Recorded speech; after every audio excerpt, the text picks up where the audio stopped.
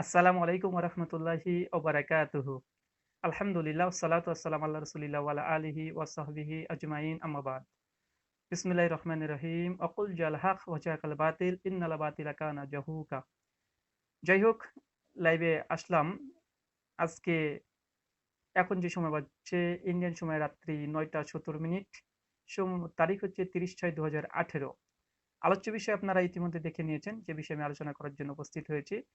বিষয় দেওয়া হয়েছে ইসলাম বিদ্বেষী নাস্তিক মুফাসসিলের ২৪ মিনিটে ৩০টা মিথ্যাচারের জবাব নিয়ে আজকে উপস্থিত হয়েছি। বিষয় আছে হাদিস সংকলনের ইতিহাস। এখানে বিশেষ করে মনে রাখবেন, হাদিস সংকলনের ইতিহাসে নাস্তিক তথাকথিত মানে নাস্তিক বলাই চলে, ইসলাম বিদ্বেষী মূলত এই ব্যক্তির বেশ কিছু অভিযোগ তিনি উপস্থাপন করেছেন। সেখানে ২৪ মিনিটে তিনি প্রায় ৩০টা মিথ্যাচার তিনি করেছেন। এই ৩০টা মিথ্যাচারের জবাব আজকে আমরা উপস্থাপন করব। মূলত এর সঙ্গে সঙ্গে আহলে কোরআন যারা আছে, যাদের একই দাবি, সেই দাবির আমরা আজকে অসহতা প্রমাণ করব ইনশাআল্লাহ। তো যাই হোক, আপনারা ইতিমধ্যে মুফাসসিলের যে বক্তৃতাটা শুনেছেন, তা আপনারা অনেকে জানেন, যে বক্তৃতা শুনেছেন সেই বক্তৃতাতে তিনি অনেক কিছু আলোচনা করেছেন। আমি তো বললাম যে ২৪ মিনিটে প্রায় ৩০টা মিথ্যাচার, অজ্ঞতা প্লাস অজ্ঞতা ছাড়া কিছু নেই। তিনি মিথ্যাচার করেছেন, অজ্ঞতা করেছেন, কিছু কাটছাট করেছেন। হাদিস সংকলের ইতিহাসের উপরে আলোচনা করতে গিয়ে এই বিষয়টি, হাদিস সংকলের ইতিহাস এমন একটি বিষয়, এটা খুব বৃহৎ একটা বিষয়। আর ইসলাম বিদ্বেষী মুফাসসিল তিনি মনে করছেন যে দুটো ব্লক থেকে পড়ে ১ পৃষ্ঠার মতো কোনো কিছু লেখা হয়তো পড়েছে, আর সেখান থেকে শুধু রিডিং পড়ে যাচ্ছে, আর তিনি ভাবছেন যে মহাপণ্ডিত্য অর্জন করে ফেলেছে। বা এটা আপনাদের যদি নিরপেক্ষ দৃষ্টিভঙ্গি নিয়ে আপনাদের আলোচনা করা প্রয়োজন ছিল, আপনি বিষয়টি নিয়ে গবেষণা করেন যে হাদিস সংকলন ইতিহাস আসলে কি। আপনি কোনো একটা ব্লগে ঢুকলেন, কোনো একটা সাইটে ঢুকলেন, ২ পৃষ্ঠা লেখা আছে, সেখানে শুধু রিডিং পড়ে চলে গেলেন, আর আপনি শুধু মনে মনে বলছেন, আর আপনি বোঝানোর চেষ্টা করছেন যে হাদিস বিষয়টা আসলে কি, হাদিস একটা ইসলামিক গ্রহণযোগ্যতা নেই, সিরাত মানতে হবে আপনার দাবি। যাই হোক, সার্বিকভাবে আজকে আলোচনা করব। আলোচনাকে আমি দুটো ভাগে বিভক্ত করতে চাইছি। প্রথম, যে ২৪টা মিথ্যাচার যখন এখন যদি বলতে শুরু করি, অনেকটা সময় লাগবে। তাই প্রথমত হাদিস সংকলনের সঠিক কিভাবে হাদিসকে সংকলন করা হয়েছে খুবই সংক্ষিপ্ততে বলবো। কেননা যারা হাদিসকে অস্বীকার করতে চাই, তথা এই মুফাসসিল তিনি বলছেন হাদিসের অসরতা আছে, মুসলিমরা তারপরে হাদিসে পড়ে তারা তারা হাদিসটাকে নিয়ে তারা সর্বস্তরে তারা বোঝানোর চেষ্টা করে, ইসলামকে মানার মানার মানদণ্ড হিসাবে তারা হাদিসকে উপস্থাপন করে। তো যাই হোক, এখানে তাদের মূল যে দাবি, যারা যারা হাদিসকে অস্বীকার করতে চাই, সে নাস্তিক হোক বা অন্য কেউ হোক, খ্রিস্টান মিশনারিরা এখন এই দাবি করেছে যে হাদিস মানা যাবে না, হাদিসের মধ্যে অনেক সমস্যা আছে, জাল জয়ীফ অনেক কিছু আছে। তো সার্বিকভাবে মূলত যারা হাদিসকে অস্বীকার করতে চায়, তাদের একটা দাবি, প্রথম দাবি, যে মোহাম্মদ সাল্লাল্লাহু আলাইহি ওয়াসাল্লামের মৃত্যুর ঠিক ২০০ বছর পরে এই হাদিস, অর্থাৎ ইমাম বুখারী জন্মগ্রহণ করেছে, তারপরেই এই হাদিসগুলোকে সংকলন করা হয়েছে, তথা মোহাম্মদ সাল্লাল্লাহু আলাইহি ওয়াসাল্লামের পৃথিবী থেকে বিদায় নেওয়ার পরে প্রায় ২০০ থেকে ২৫০ বছর পর এই হাদিস সংকলন করা হয়েছে। তাই এত বছর পর, এত বছর ফারাক, এই হাদিসগুলো কিভাবে সঠিক হতে পারে, তাদের প্রথম এই বিষয়ে ক্লিয়ার করব। তারপরে মুফাসসিল যে ২৪টা মিথ্যাচার করেছে, ৩০টা প্রায়, আমি ৩০টা মিথ্যাচার ছোট্ট ছোট্ট করে উত্তর দিয়ে চলে যাবো, তখন বুঝতে পারবেন। এই সঠিক ইতিহাস না বললে, উনি যে মিথ্যা ইতিহাস বর্ণনা করেছেন, মিথ্যা কথা বলেছেন, কাটছাট করেছেন, প্রতারণা দিতে চেয়ে মানুষকে ধোকা দিতে চেয়েছেন, সেগুলো বুঝিয়ে দিবেন। তার জন্য সংক্ষিপ্ত ভাবে প্রথম প্রথম অভিযোগ তাদের এটা, যে মোহাম্মদ সাল্লাল্লাহু আলাইহি সাল্লামের মৃত্যুর ২০০ বছর পর হাদিসগুলোকে সংকলন করা হয়েছে, বা ২৫০ বছর পর হাদিস সংকলন করা হয়েছে। এই বিষয়টি খুব ভালোভাবে লক্ষ্য করবেন। তাদের আরো বেশ কিছু অভিযোগ আছে, যে মোহাম্মদ সাল্লাল্লাহু আলাইহি সাল্লাম তিনি নিজেই হাদিস সংকলন করতে নিষেধ করেছেন, নিজেই নিষেধ করেছেন, তারপরে মুসলিমরা করেছে। এটা মোহাম্মদ সাল্লাল্লাহু আলাইহি সাল্লামের হুকুমের বহির্ভূত কাজ। তো প্রথম আসুন, আমি ধারাবাহিক বিষয় দুধের উপস্থাপন করব, যে রসুল মোহাম্মদ সাল্লাল্লাহু আলাইহি সাল্লাম তিনি কি হাদিস লিখতে তিনি বলেছেন, না হাদিস লিখতে বলেননি? তিনি কি হাদিস সংকলন করার জন্য বা হাদিস লেখার জন্য তিনি কি বলেছেন? বা মোহাম্মদ সাল্লাল্লাহু আলাইহি সাল্লাম তিনি মৃত্যুবরণ করে ১১ হিজরিতে, মনে রাখবেন ১১ হিজরিতে তিনি মৃত্যুবরণ করে। তো মোহাম্মদ সাল্লাল্লাহু আলাইহি সাল্লাম কি তিনি বলেছেন যে তোমরা হাদিস লেখো? সাহাবীদেরকে কি উদ্বুদ্ধ করেছে হাদিস লেখার জন্য, না শুধু নিষেধই করেছে? প্রথম কথা, জি, মোহাম্মদ সাল্লাল্লাহু আলাইহি সাল্লাম তিনি হাদিস লেখার জন্য তিনি অনুমোদন দিয়েছেন। বিখ্যাত হাদিস অনেক জায়গায় অনেকগুলো গ্রন্থে আছে। বিশেষ করে খুলবেন সুনান আবু দাউদ হাদিস নম্বর ৩৬৪৬, সুনান আবু দাউদ হাদিস নম্বর ৩৬৪৬। এই হাদিসটা বিভিন্ন জায়গাতে বর্ণনা এসেছে, অনেক জায়গাতে। আমি শুধু হাদিসটা থেকে দলিল আগে বের করে তারপরে আপনাদের সামনে উপস্থাপন করব যে মোহাম্মদ সাল্লাল্লাহু আলাইহি সাল্লাম তিনি হাদিস লিখতে বলেছেন কি। আপনারা দেখে নেবেন, আর রেফারেন্সটা দিয়ে দিই। সুনান আবু দাউদ হাদিস নম্বর 3646, তাছাড়া আছে মুসান্নাফ ইবনে আবি শাইবা হাদিস নাম্বার 26428, মুসনাদ আহমদ হাদিস নাম্বার 6802 এবং মুসনাদ আহমদ হাদিস নাম্বার 6510, সুনান দারমি হাদিস নাম্বার 501, তাবরানি মাজমুল কাবির হাদিস নাম্বার 14264, মুস্তাদরাক আল হাকিম হাদিস নাম্বার 359, সুনানুল কুবরা লিল বাইহাকি হাদিস নাম্বার 755, আর হাফেজ ইবনে আব্দুল বার জামি বাইনাল ইলম আল ফাজলিহি হাদিস নাম্বার 389। এইখানে একটা হাদিস আছে, আমি হাদিসটা আপনাদের সামনে বলছি, যে আব্দুল্লাহ ইবনে আমরের সূত্রে একটা হাদিস। তিনি বলছেন যে আমরা হাদিসকে মুখস্থ মানে হাদিস আমরা বিশেষ করে মুখস্থ করার উদ্দেশ্যে রাসূল সাল্লাল্লাহু আলাইহি ওয়াসাল্লাম যা বলতেন আমরা মুখস্থ করে নিতাম। আর মানে আমর মানে কুরাইশের মধ্যে আর একজন সাহাবা রাদিয়াল্লাহু তাআলা আনহু তিনি লিখে রাখতেন। তো তিনি অভিযোগ করলেন যে আল্লাহ সাল্লাল্লাহু আলাইহি ওয়াসাল্লাম তিনি কখন রাগান্বিত অবস্থায় থাকে, কখন তিনি ভালো অবস্থায় থাকে। তো তাকে ধমকে বললেন যে তুমি কেন মানে ওমরকে ওমরকে বলছে যে বিশেষ করে মানে এখানে ওমর বিন খাত্তাব না আমার, একে স্পষ্টভাবে বলছে তুমি কেন হাদিস লিখো। এই কথা যখন মুহাম্মদ সাল্লাল্লাহু আলাইহি সাল্লামের কাছে চলে গেল, তখন মুহাম্মদ সাল্লাল্লাহু আলাইহি সাল্লাম স্পষ্টভাবে তাকে বলছে উকতুব, যে তুমি লেখো। ওয়াল্লাজি নাফসি বিয়াদিম। যাই হোক, তারপর মুহাম্মদ সাল্লাল্লাহু আলাইহি সাল্লাম পরিষ্কার বলছে উকতুব, তুমি লিখতে থাকো। ওয়াল্লাজি নাফসি বিহাদি মুহাম্মদ, সেই সত্তার কসম যার হাতে মুহাম্মদের প্রাণ আছে। তো স্পষ্ট এখান থেকে বোঝা যাচ্ছে যে আল্লাহ মুহাম্মদ সাল্লাল্লাহু আলাইহি সাল্লাম সাহাবা রাদিয়াল্লাহু তাআলা আনহুমদেরকে স্পষ্টভাবে তিনি বলেছেন তুমি হাদিস লেখো। কেননা আল্লাহ রাসূল মুহাম্মদ সাল্লাল্লাহু আলাইহি ওয়াসাল্লাম যে কথা বলে সেটা ইল্লাল হক, হক ব্যতীত অর্থাৎ সত্য ব্যতীত তিনি কোনো কথাই বলেন না।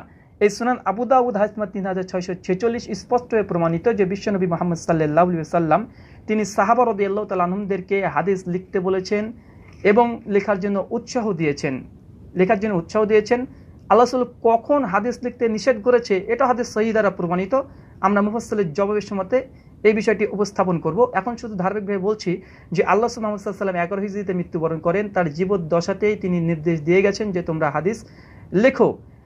তারপরে আল্লাহ রাসূলের পরে যাদের মানে সবচেয়ে উঁচু দরজা ইসলামে তারা হচ্ছে খলিফায়ে রাশেদা, অর্থাৎ 4 খলিফার কথা। আসলে 4 খলিফার মধ্যে তারা কি হাদিসকে কি লিপিবদ্ধ করতেন, হাদিসকে তারা কি লিখতেন, তারা কি হাদিসের সংকলন করেছে, কোনো গ্রন্থ কোনো বই এমন কিছু কি পাওয়া যায়? জি পাওয়া যায়। আবু বকর রাদিয়াল্লাহু তাআলা আনহু তিনিও মানে হাদিস তিনি সংকলন করেছিলেন, হাদিস তিনি লিখেছিলেন। এমনকি মুশাফ অর্থাৎ হাদিসের যে কিতাব পাণ্ডুলিপি পর্যন্ত তার কাছে ছিল, তিনি বিভিন্ন জায়গাতে পাঠিয়েছেন। আমাদের দাবি এটা যে আবু বকর রাদিয়াল্লাহু তাআলা আনহু তিনিও স্পষ্টভাবে হাদিসের পাণ্ডুলিপি তিনি রচনা করেছেন, হাদিস লিখেছেন। আসুন আমরা হাদিসটা প্রথমত উপস্থাপন করি। আবু বকর রাদিয়াল্লাহু তাআলা সূত্রে যে হাদিসটা আছে সহিহ বুখারী খুলবেন, হাদিস নম্বর 1454। এখানে আনাস রাদিয়াল্লাহু তাআলা তিনি বলছেন যে আবু বকর যখন তাকে বাহরাইনে পাঠান তখন তাকে একটি পুস্তিকা লিখে দেন। পুস্তিকাতে ছিল বিসমিল্লাহির রহমানির রহিম, ইহা জাকাতের হিসাব যা রাসূল সাল্লাল্লাহু আলাইহি সাল্লাম ফরজ করেছেন এবং এই বিষয়ে নির্দেশ দিয়েছেন।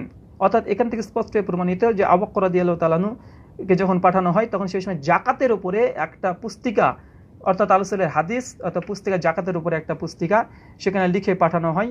এছাড়া আরও অনেক জায়গাতে আছে যে রাসূল সাল্লাল্লাহু আলাইহি সাল্লামের প্রসঙ্গে যে আবু বকর রাদিয়াল্লাহু তাআলা আনহুর উপরে বিভিন্ন রকমের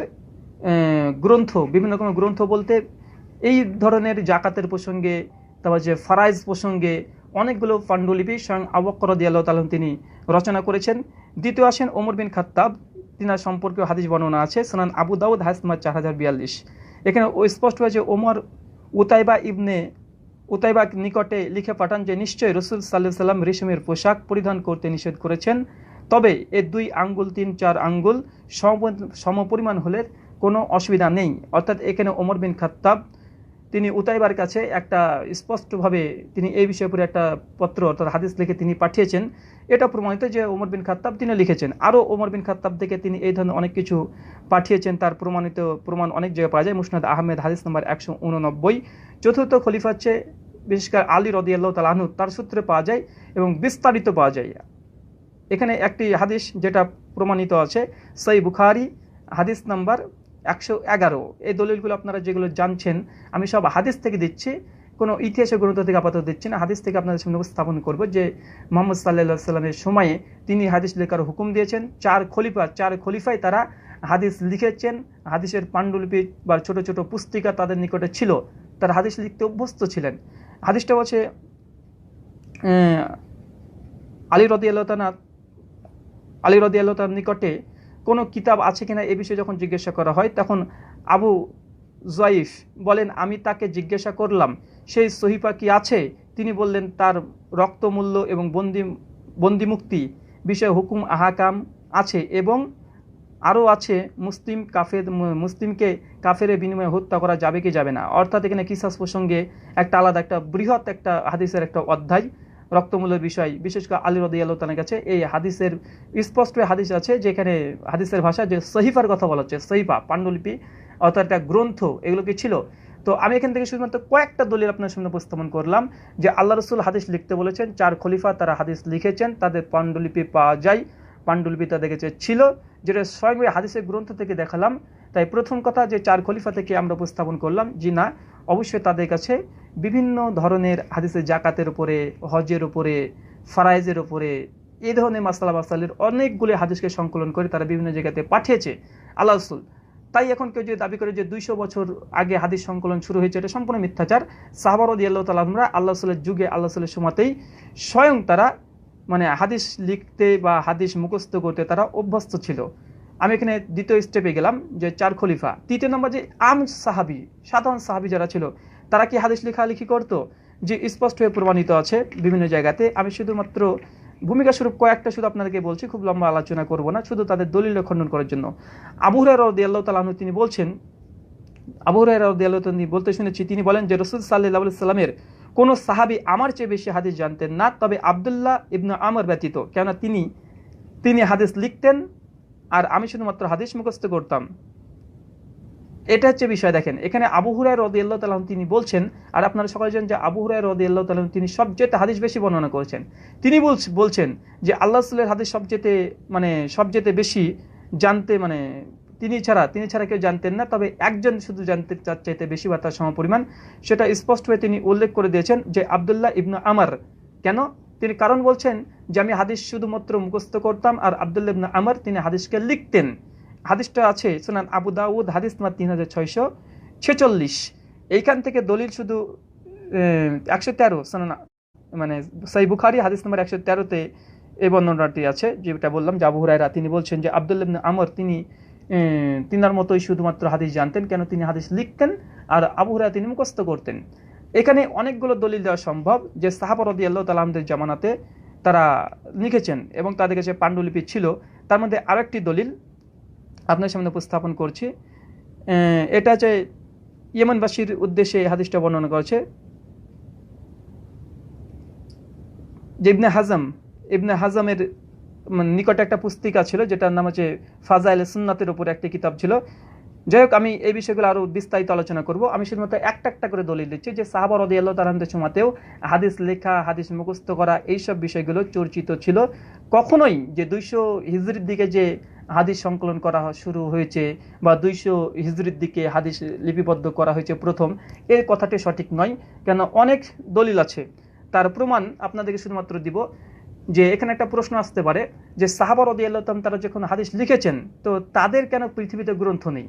তাই সাহাবীদের গ্রন্থে আমরা মানব, তাহলে ইমাম বুখারী মতো লোকের, ইমাম মুসলিম, ইমাম আবু দাউদ, এদের কথা বা এদের গ্রন্থ থেকে কেন আমরা হাদিস মানতে যাব? কেন আমরা হাদিস মানতে যাব? জি ভাই, যে সাহাবা রাদিয়াল্লাহু তাআলা আনহুদের মধ্যেও সেই সময়তেও অনেক পাণ্ডুলিপি এখনো পৃথিবীতে বিদ্যমান, বিভিন্ন গ্রন্থাগারে এখন পর্যন্ত মজুদ আছে।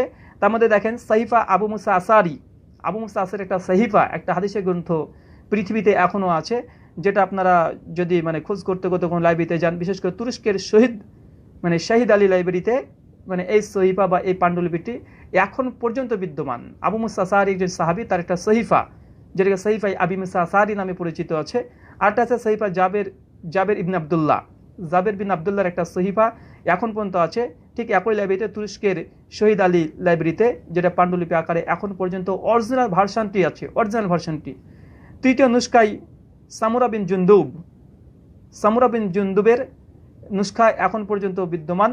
বিভিন্ন, বিশেষ করে ইমাম হাজার আসকালানী তাকরিবুত তাহজিবে এই বিষয়ে অনেক বড় আলোচনা করেছে যে সামুরা বিন জুন্দুবের এই সহিফার উপরে। তাছাড়া কিতাবুস সাদ ইবনে উবাইদার একটি সহিফা সেখানে মজুদ আছে। যাক, এই ধরনের সাহাবা রাদিয়াল্লাহু তাআলা আনহুদের থেকে অনেকগুলো হাদিসের পাণ্ডুলিপি বিদ্যমান পৃথিবীর জমিনে এখন আছে আলহামদুলিল্লাহ। যে পৃথিবীর জমিনে এখন পর্যন্ত সাহাবা রাদিয়াল্লাহু তাআলা আনহুমদের নিজ হস্তে লিখিত সহিফা তথা কিতাবপত্র, বই, চটি বই, মোটা বই, অনেক রকমের বই হাদিসের উপরে শুধুমাত্র এখন পর্যন্ত পৃথিবীর বিভিন্ন জায়গাতে মজুদ আছে। 3 নম্বর, এখানে মনে রাখতে হবে যে আল্লাহ রাসূল আগে হতে মৃত্যুবরণ করেন, তবে সাহাবা রাদিয়াল্লাহু তাআলা আনহুম তাদের সময় পিরিয়ড তো মোটামুটি ধরে নেওয়া যায় যে সাহাবা রাদিয়াল্লাহু তাআলা আনহুরা তারা 90 হিজরি সন পর্যন্ত তাদের একটা সময় পিরিয়ড ছিল। কেন আনাস বিন মালিক 93 হিজরিতে মৃত্যুবরণ করে, এরকম অনেক সাহাবী, আমি ধরে নিলাম যে 90 হিজরি পর্যন্ত সাহাবীদের একটা সময়কাল ছিল। 90 হিজরির পরে তাবিঈন মানে তাবিঈদের পিরিয়ড শুরু হলো। তাবিঈদের মধ্যে অনেকজন হাদিসের গ্রন্থ লিখেছে, অনেক আপনাকে কয়েকটা যদি বলি আপনি বুঝতে পারেন। প্রথম হচ্ছে সাইফা হাম্মান বিন মুনাব্বি, একটা এই হাদিসের অনেক বড় গ্রন্থ। এই গ্রন্থটি বিশেষ করে 5ম খণ্ড 10ম খণ্ড পর্যন্ত এই গ্রন্থটি এখন পর্যন্ত বিদ্যমান। অনেক আমি এই বিষয়ে একটু পরে আলোচনা করছি। দ্বিতীয় হচ্ছে আবু জুবাইর মুহাম্মদ ইবনে মুসলিম, এই একটা গ্রন্থ যেটা মাকতেবাই জাহারিয়াতে পাণ্ডুলিপি আকারে এখন পর্যন্ত আছে। তাছাড়া 3 নম্বর গ্রন্থ তাবেঈদের যে সাহিফা আবু হুমায়দি আর তাবিলি, তুরস্কের শহীদ আলী লাইব্রেরিতে পাণ্ডুলিপি এখনও আছে। আর বুরাদা, তুরস্কের শহীদ লাইব্রেরিতে এখন পর্যন্ত এই পাণ্ডুলিপি দেখা যায়। আইয়ুব আস সাকতিয়ানি মাকতাবে জাহারিতে এই পাণ্ডুলিপি এখনও আছে। সাহিফা হিসাম ইবনে উরাইয়া, এই সাহিফা এখন পর্যন্ত দামেস্কে আছে। যাই হোক, আমি শুধুমাত্র আপনাকে বললাম এখানে 3টে পর্যায়। এক, সাহাবা রাদিয়াল্লাহু তাআলা আনহুদের মানে নিজ হস্তে লিখিত হাদিসের গ্রন্থ পৃথিবীতে এখনো বিদ্যমান। এ হচ্ছে দলিল উপস্থাপন যে সাহাবী এবং তাবেঈদের সম্পূর্ণভাবে তাদের অনেকগুলো হাদিসের পাণ্ডুলিপি পৃথিবীতে বিদ্যমান আছে, পৃথিবীর বিভিন্ন লাইব্রেরিতে এখন পর্যন্ত বিদ্যমান। এখানে 4 নম্বর আমরা যে বিষয়টি আলোচনা করব, মানে 8 নম্বর বিষয়, যে এখানে একটি প্রশ্ন আসতে পারে, তো সাহাবীদের যেহেতু পাণ্ডুলিপি আছে, তাবেঈদের পাণ্ডুলিপি আছে, তো আমরা কেন সাহাবী তাবেঈর এই পাণ্ডুলিপি কেন পৃথিবীব্যাপী এটা ছড়িয়ে গেল না? কেন তাদের এই গ্রন্থগুলি পাণ্ডুলিপিগুলো কেন প্রাধান্য পেল না? এখানে একটি ছোট্ট যুক্তি দিয়ে আপনাকে বলি যে কেন পেল না। ইমাম বুখারীর মতো সেই বুখারীর গ্রন্থ কেন সংকলন করা হলো? মূলত এই সাহাবা রাদিয়াল্লাহু তাআলা আনহুদের সহিফাতে যেসব হাদিসগুলো আছে বা ছিল, এখন পর্যন্ত আছে, পৃথিবীতে হারিয়ে যায়নি আলহামদুলিল্লাহ। পৃথিবীর অনেক ধর্মগ্রন্থ হারিয়ে গেছে, মানে খুঁজে পাওয়া যায় না, কিন্তু সাহাবীরা যেসব পাণ্ডুলিপি লিখেছিল পৃথিবীতে আলহামদুলিল্লাহ এখন পর্যন্ত বিদ্যমান। এটা ইসলামের মুজিজা। তাহলে বুখারী মতো হাদিস আমাদেরকে কেন মানতে হবে বা কেন আমরা মানি, মুসলিমরা কেন মানে, বুখারী, মুসলিম, আবু দাউদ, তিরমিজি, ইবনে মাজাহ? আপনাকে একটা ছোট্ট যুক্তি দিয়ে আপনি নিজে বুঝতে পারবেন। দেখুন, যে প্রথম আজ থেকে 20 বছর আগে আমরা যদি দেখি ভালোভাবে, আজ থেকে 20 বছর আগে আমরা যদি দেখি যে মোবাইল যেগুলো ব্যবহার করা হতো, একটা ছোট্ট একটা এই ধরনের মোবাইল, যে মোবাইলটাতে শুধুমাত্র ফোন হতো, তো কারো নাম সেভ করা যেত না। কয়েক বছর পর মোবাইলটা একটু মডিফাই হলো, চেঞ্জ হলো, তো তখন দেখা যাচ্ছে যে না, মোবাইলটা সাদা কালো আছে, মোবাইলটায় ফোন করলে নামটা সেভ করা যেত। আরও 2-4 বছর ওই মোবাইলটা চললো। তারপর একটা মোবাইল আসলো যে মোবাইলে FM আপনি শুনতে পারবেন। আবার কিছুদিন মোবাইল আসলো একটু রঙিন, মানে কালার মোবাইল হয়ে গেল। আরও 2 বছর 1 বছর আসলো, মানে এই সবসময় মডিফাই হতে থাকছে। তারপরে আপনার মেমোরি 256 MB বা 64 MB একটা মেমোরি, কিছুদিন গেল 512, কিছুদিন গেল, আস্তে আস্তে মোবাইল দেখেন আজ 10 বছরের মধ্যে কত মডিফাই হয়েছে, কত চেঞ্জ হয়ে গেছে। এখন অ্যান্ড্রয়েড সেট এখন সমস্ত কিছু করা সম্ভব হচ্ছে। তো দেখুন, আপনাকে এখন প্রশ্ন করি যে আগেকার প্রথম যে মোবাইলটি ছিল, যে শুধুমাত্র ফোনটাই হতো, গেম খেলা কিছুই হতো না, কিন্তু এই মোবাইলটা পুরাতন ছিল, তখন শুধুমাত্র ফোন হতো। কিন্তু এখন যে মোবাইলটা আছে, আমরা যে অ্যান্ড্রয়েড সেট এখন ব্যবহার করি, সেখানে আগেকার যতগুলো ভার্সন সবগুলোই এখন অ্যান্ড্রয়েড সেটের মধ্যে আছে। অ্যান্ড্রয়েড সেটে গেম আছে, ওতে ফোন করা যায়, নাম সেভ করা যায়, ওখানে রেডিও FM শোনা যায়, ইন্টারনেট করা যায়, ছবি তোলা যায়, ভিডিও দেখা যায়, মেমোরি সাপোর্ট করে। দেখেন আস্তে আস্তে মোবাইলটা মডিফাই হতে এখন অ্যান্ড্রয়েড সেটে এসে পৌঁছেছে। যখন লেটেস্ট যে ভার্সন আমরা মোবাইল ব্যবহার করছি অ্যান্ড্রয়েড, তো এই সেটে আগেকার যত ভার্সন, যত কিছু জ্ঞাত হয়েছে, সবগুলো কিন্তু আমাদের একটা মোবাইলের মধ্যে এখন আমরা পেয়ে যাচ্ছি। ঠিক এমনটাই যে সাহাবা রাদিয়াল্লাহু তাআলা আনহুমদের থেকে তাবেঈদের মধ্যে যতগুলো হাদিসের গ্রন্থ তাদের কাছে ছিল, সমস্ত হাদিসগুলো এই বুখারী, মুসলিম, আবু দাউদ, তিরমিজি, ইবনে মাজাহ, নাসাই এই কিতাবে তো আছেই, প্লাস আরও যুক্ত করা হয়েছে। ওগুলো একটা বাদ যায়নি। যেগুলো সহিহ সূত্রে প্রমাণিত আছে, আবু মুসা আশআরীর সহিফা থেকে শুরু করে আরও যে জাবের বিন সামুরার যে আছে, সাম্রাজ্যে মানে সহিফাগুলো পৃথিবীতে বিদ্যমান, ওই হাদিসগুলো তো আছেই, কিন্তু সেই বুখারী, মুসলিম, আবু দাউদ, তিরমিজি, ইবনে মাজাহ, তাতে আরো নতুনভাবে হাদিসকে সংকলন করা হয়েছে, কিন্তু ওই হাদিস যে বাদ পড়ে গেছে এমনটি নয়। কিন্তু আমরা সেই বুখারীর মধ্যে, মুসলিমের মধ্যে, আবু দাউদ, তিরমিজি, ইবনে মাজাহ, নাসাই, প্রায় আমরা 30,000 হাদিস আমরা এই মোটামুটি এই 6টা কিতাবের মধ্যে আমরা পেয়ে যাচ্ছি। তো আগেকারগুলো বাদ করা হয়নি, মূলত বুখারী, মুসলিম, আবু দাউদ, তিরমিজি, ইবনে মাজাহ এগুলো পরে হলেও এগুলো লেটেস্ট। কেন? দেখুন এখনকার অ্যান্ড্রয়েড সেট আমরা অনেক পরে ব্যবহার করছি, তার আগে কিন্তু সাধারণ মোবাইল ছিল, কিন্তু এখন আমরা অ্যান্ড্রয়েড সেট ব্যবহার করছি, তার লেটেস্ট ভার্সন, আগেকার সমস্ত কিছু বিদ্যমান। ঠিক একই জিনিস হয়েছে যে সেই সময় সাহাবীরা একটা বই লিখেছে কিতাবুল জুহুদের উপরে, কে লিখেছে কিতাবুল হাজের উপরে, কে কিতাবুল ফারাইজের উপরে, কে তালাকের উপরে, কে কিসাসের উপরে। যেমন আবু বকর রাদিয়াল্লাহু তাআলা কিসাসের উপর তিনি লিখেছিলেন, কেন? তিনি ক্ষমতায় ছিলেন, তার ওগুলো দরকার। কে ব্যবসা পারপাসে যারা ব্যবসা করতো, তারা ব্যবসার পাণ্ডুলিপিগুলো তারা রচনা করেছে। এইভাবে তাদের কাছে বিভিন্নভাবে হাদিসগুলো সংকলন করা মানে হয়েছিল, সংকলন করেছিল, পৃথিবীতে এখনো বিদ্যমান আছে। কিন্তু বুখারী, মুসলিম, আবু দাউদ, তিরমিজি, ইবনে মাজাহ এইসব মুহাদ্দিসগণ এসে ওই হাদিসগুলো তো আছে, ওগুলো আবার নতুনভাবে সনদ দিয়ে বিভিন্ন সূত্রে নিয়ে বুখারী, মুসলিম সবগুলোই আছে। তো বুখারীতে একগুচ্ছভাবে আমরা মাজমু একটা গ্রন্থ, যে গ্রন্থের মধ্যে সমস্ত কিছু বিষয়কে আমরা পেয়ে যাচ্ছি। তার জন্য মূলত বুখারী, মুসলিমের কদরটা আমাদের কাছে বেশি, যদিও এখন পর্যন্ত সাহাবা রাদিয়াল্লাহু তাআলা আনহুদের মানে হাদিসগুলো প্রমাণিত আছে। এই হচ্ছে আমাদের কিছু প্রথম বিষয়, যে হাদিস সংকলনের ইতিহাস। আল্লাহ রাসূল নিজে ঘোষণা দিয়েছে, 4 খলিফা তারা রচনা করেছেন, সাহাবীরা মুখস্থ করতেন, প্লাস তাদের কাছে পাণ্ডুলিপি ছিল। 5 নম্বর, সেই সব পাণ্ডুলিপিগুলো পৃথিবীতে এখনো বিদ্যমান, এখনো পর্যন্ত বিদ্যমান আছে। আর 6 নম্বর বিষয়, যে বুখারী, মুসলিম আমরা কেন মানি, আমি আপনাকে জবাব দিয়ে দিলাম, যে সাহাবা রাদিয়াল্লাহু তাআলা যত সহিফাগুলো ছিল সমস্ত হাদিস আমাদের মধ্যে বিদ্যমান আছে, তার জন্য আমরা মানছি। কেন? এটা লেটেস্ট ভার্সন, যেমন আমরা অ্যান্ড্রয়েড সেট ব্যবহার করছি, আমরা সাদা কালো মোবাইল ব্যবহার করছি না। সাদা কালো মোবাইলের যা কাজ আমাদের অ্যান্ড্রয়েড সেটে হয়ে যাচ্ছে, সমস্ত ভার্সনের কাজগুলোই অ্যান্ড্রয়েড সেটে হচ্ছে। এটা হচ্ছে মূল বিষয়। এখানে একটা প্রশ্ন আসতে পারে, বা এই প্রশ্নটি সকলে করে থাকেন, যে ইমাম বুখারী 194 হিজরিতে জন্মগ্রহণ করলেন, 194 হিজরিতে ইমাম বুখারী জন্মগ্রহণ করেছে, তো আমরা তার মানে তো বোঝাচ্ছি স্পষ্ট হয়ে যে 200 বছর পর, আল্লাহ সাল্লামের মৃত্যু 200 বছর পর সেই বুখারীকে রচনা করা হচ্ছে। এটা একটা চূড়ান্ত অজ্ঞতা, একটা ভ্রান্ত ধারণা, যে আল্লাহ সাল্লামের মৃত্যু 200 বছর পর ইমাম বুখারী তিনি হাদিস সংকলন করছে বলেই যে 200 বছরের ডিস্টেন্স, 200 বছর ডিস্টেন্স, এটা অজ্ঞতা। হাদিস সম্পর্কে এটা না জানার একটা শুধুমাত্র নামান্তর ছাড়া কিছু নয়। কেন আপনাকে কারণ বলি, দেখুন আল্লাহ রাসূল 11 হিজরিতে তিনি মৃত্যুবরণ করেছে, এটা যদি মাথায় ঢুকে যায় সমস্ত অভিযোগের জব খণ্ডন হয়ে যাবে। এটা যদি মাথায় ঢুকে, এই পয়েন্টটা, আল্লাহ রাসূল মুহাম্মদ সাল্লাল্লাহু আলাইহি সাল্লাম তিনি 11 হিজরিতে মৃত্যুবরণ করেন। সাহাবা রাদিয়াল্লাহু তাআলা আনহুরা আল্লাহ রাসূলের কাছ থেকে হাদিস শুনেছে, তারা হাদিস মুখস্থ করেছে, যেমনটা পূর্বে আলোচনা করলাম, তারা মুখস্থ করেছে, শ্রবণ করেছে, কিছু কিছু হাদিসকে তারা লিখেছে। সাহাবা রাদিয়াল্লাহু তাআলাদের সময় পিরিয়ড ছিল প্রায় 90 হিজরি পর্যন্ত, প্রায় 90 হিজরি পর্যন্ত সাহাবা রাদিয়াল্লাহু তাআলা আনহুরা পৃথিবীতে জীবিত ছিলেন, অনেক সাহাবী জীবিত ছিলেন। বিশেষ করে 70 হিজরি পর্যন্ত তো প্রচুর ছিলেন, অনেক ছিলেন, অসংখ্য।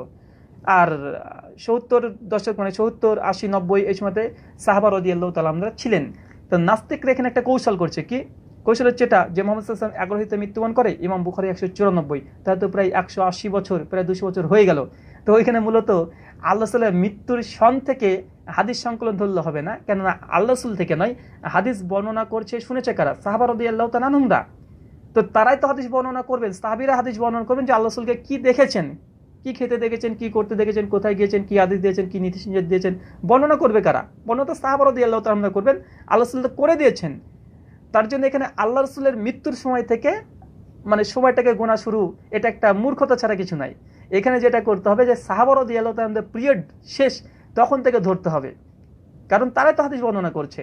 ধরুন একটা সাহাবা রাদিয়াল্লাহু তাআলা আনহু তিনি 70 হিজরিতে একটা হাদিস বর্ণনা করেছে, 70 হিজরিতে কোন একজন তাবেঈকে হাদিস শ্রবণ করলেন, সে সাহাবা 70 হিজরিতে মৃত্যুবরণ করলেন।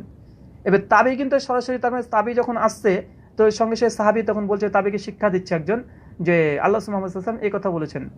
সাহাবী কাকে শিক্ষা দিচ্ছেন? একজন তাবেঈকে। তাবেঈটা দেখা যাচ্ছে মারা যাচ্ছে তিনি 150 হিজরিতে। দেখেন 150 হিজরির একটা তাবেঈ, 150 হিজরির একজন তাবেঈ, তিনি সঙ্গে সঙ্গে একজনের মাধ্যমে আল্লাহ রাসূল পর্যন্ত হাদিসটা চলে যাচ্ছে। এটা হচ্ছে মূল বিষয়, যে 150 হিজরি পর্যন্ত আল্লাহ রাসূলের পর্যন্ত সনদ পৌঁছাতে মাত্র একটা সনদ, একজন লাগছে, একজন তাবেঈ। তার জন্য আমি বললাম এখানে মূলত যে আল্লাহ রাসূলের মৃত্যুর সন থেকে ইমাম বুখারী পর্যন্ত এটা ভ্রান্ত ধারণা, বিশেষ করে হাদিস সংকলনের দিক থেকে। আপনাকে ধরতে হবে যে সাহাবা রাদিয়াল্লাহু তাআলা তারা হাদিস বর্ণনা করছে। তো সাহাবা রাদিয়াল্লাহু তাআলাদের পিরিয়ড ছিল কত হিজরি পর্যন্ত? আমি তর্কের খাতে ধরলাম 90 বাদ দিলাম 80 হিজরি ধরলাম। অনেক সাহাবা রাদিয়াল্লাহু তাআলা তারা ছিলেন। তো সাহাবা রাদিয়াল্লাহু তাআলা 80 হিজরিতে একটা হাদিস বর্ণনা করছেন। কাকে? তাবেঈদেরকে। তাবেঈদের সময় পিরিয়ড কত ছিল? প্রায় ধরে নিন 150 হিজরি পর্যন্ত। তো এখানে একটা সবচেয়ে খুব চমৎকার একটা বিষয় আছে যে সাহাবাদের সময় পিরিয়ড ছিল 80 হিজরি বা 90 হিজরি পর্যন্ত, কিন্তু সেই সময়তে এই 80-90 হিজরিতেই 80-90-100 হিজরির মধ্যে অলরেডি অনেক গ্রন্থ চলে এসেছে। দেখেন, একজন সাহাবী হাদিস বর্ণনা করেছে তাবেঈর কাছে, তাবেঈদের মধ্যেই অনেকজন হাদিস রচনা করেছেন, বা তাবেঈদের কিছু কিছু পরেই অনেকজন হাদিস বর্ণনা করেছেন। যেন আপনাকে একটা কথা বলি যে মুয়াত্তা ইমাম মালিক তিনি জন্মগ্রহণ করেন 93 হিজরিতে। মনে রাখবেন, সাহাবা রাদিয়াল্লাহু তাআলা তারাই হাদিস বর্ণনা করবেন।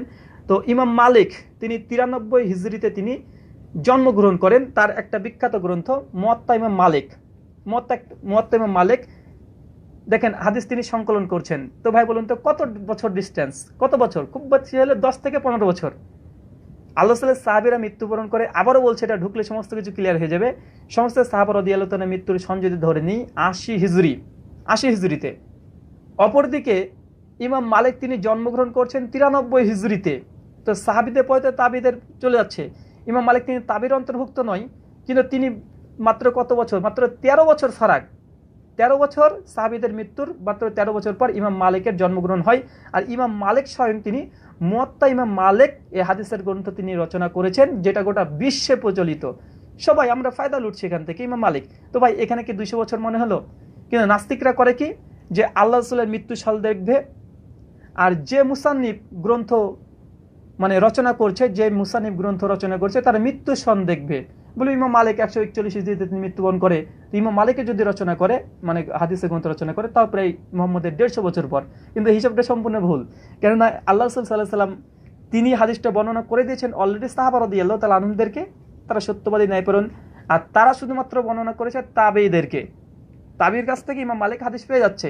তো মাত্র 13 বছর, 14 বছর, 20 বছর, 25 বছর ধরেন, মাত্র 25 বছর সাহাবা রাদিয়াল্লাহু তাআলার সময় পিরিয়ড শেষ হওয়ার মাত্র 25 বছর পর মুয়াত্তা ইমাম মালিক গ্রন্থটি পৃথিবীর জমিনে সংকলন হয়ে গেছে অলরেডি।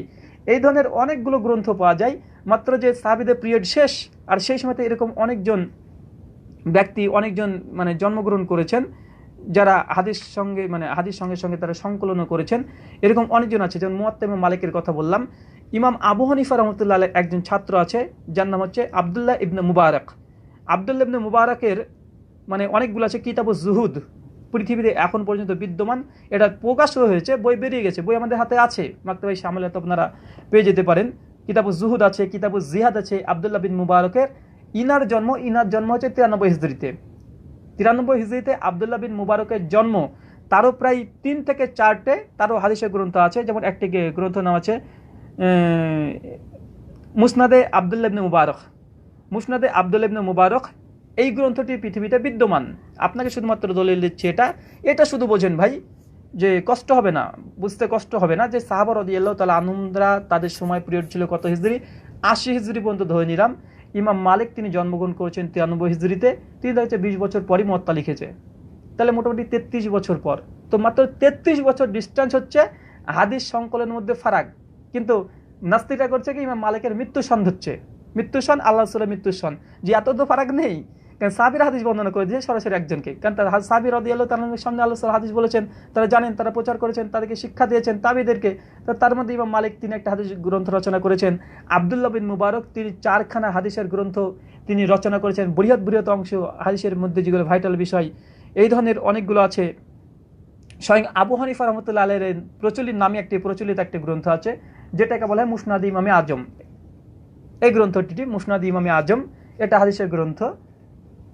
এখানে মোটামুটি 500+ হাদিস আছে, 523টাতে এখানটাই হাদিস আছে, এর বৃহৎ একটা অংশ আছে। তো ইমাম আবু হানিফা তিনি জন্মগ্রহণ করেন 80 হিজরিতে। তিনি মৃত্যুবরণ করছেন 150 হিজরিতে। আবারও চমৎকারভাবে আপনি প্রমাণিত হয়ে যায়।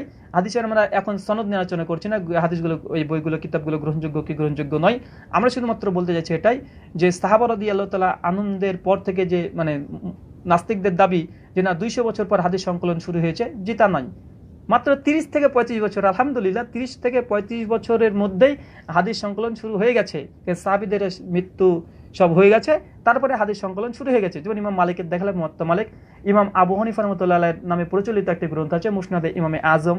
এই গ্রন্থটি ইনি হচ্ছে 80 হিজরিতে জন্মগ্রহণ করেন। আবারও দেখেন যে সাহাবীরা 80 হিজরির দিকে ধৈর্য সবাই মৃত্যুবরণ করেছে, আর তিনি সেই সময় জন্মগ্রহণ করছেন 10 বছর 20 বছর পর তিনি হয়তো কিতাব লিখেছেন, মাত্র 20 বছর। আরেকটা গ্রন্থ আছে মুয়াত্তা ইমাম মুহাম্মদ, এটা হচ্ছে মুয়াত্তা ইমাম মুহাম্মদ। এই গ্রন্থটি দেখছেন, এগুলো প্রকাশ হয়েছে বইগুলো, পৃথিবীর মানুষ ফায়দা লুটছে এই মুয়াত্তা মালিক থেকে। আরও এই ধরনের অনেক গ্রন্থ আছে, আমি শুধু মোস্ট কয়েকটা দেখাচ্ছি তাদের দলিল খণ্ডন করার জন্য। মুয়াত্তা ইমাম মুহাম্মদ, যে তিনিও প্রায় ওই 90 হিজরির দিকে তিনি জন্মগ্রহণ করেন, 90-95 এরকম সময়তে তিনি জন্মগ্রহণ করেন। দেখেন একই অবস্থা, যে আপনাদেরকে এখানে 3খানা গ্রন্থ আর আব্দুল্লাহ বিন মুবারকের 4খানা, টোটাল 7খানা হাদিসের গ্রন্থ দেখালাম, যাদের জন্মই হয়েছে 80 থেকে 100 হিজরির মধ্যে, তারা বই রচনা করেছে।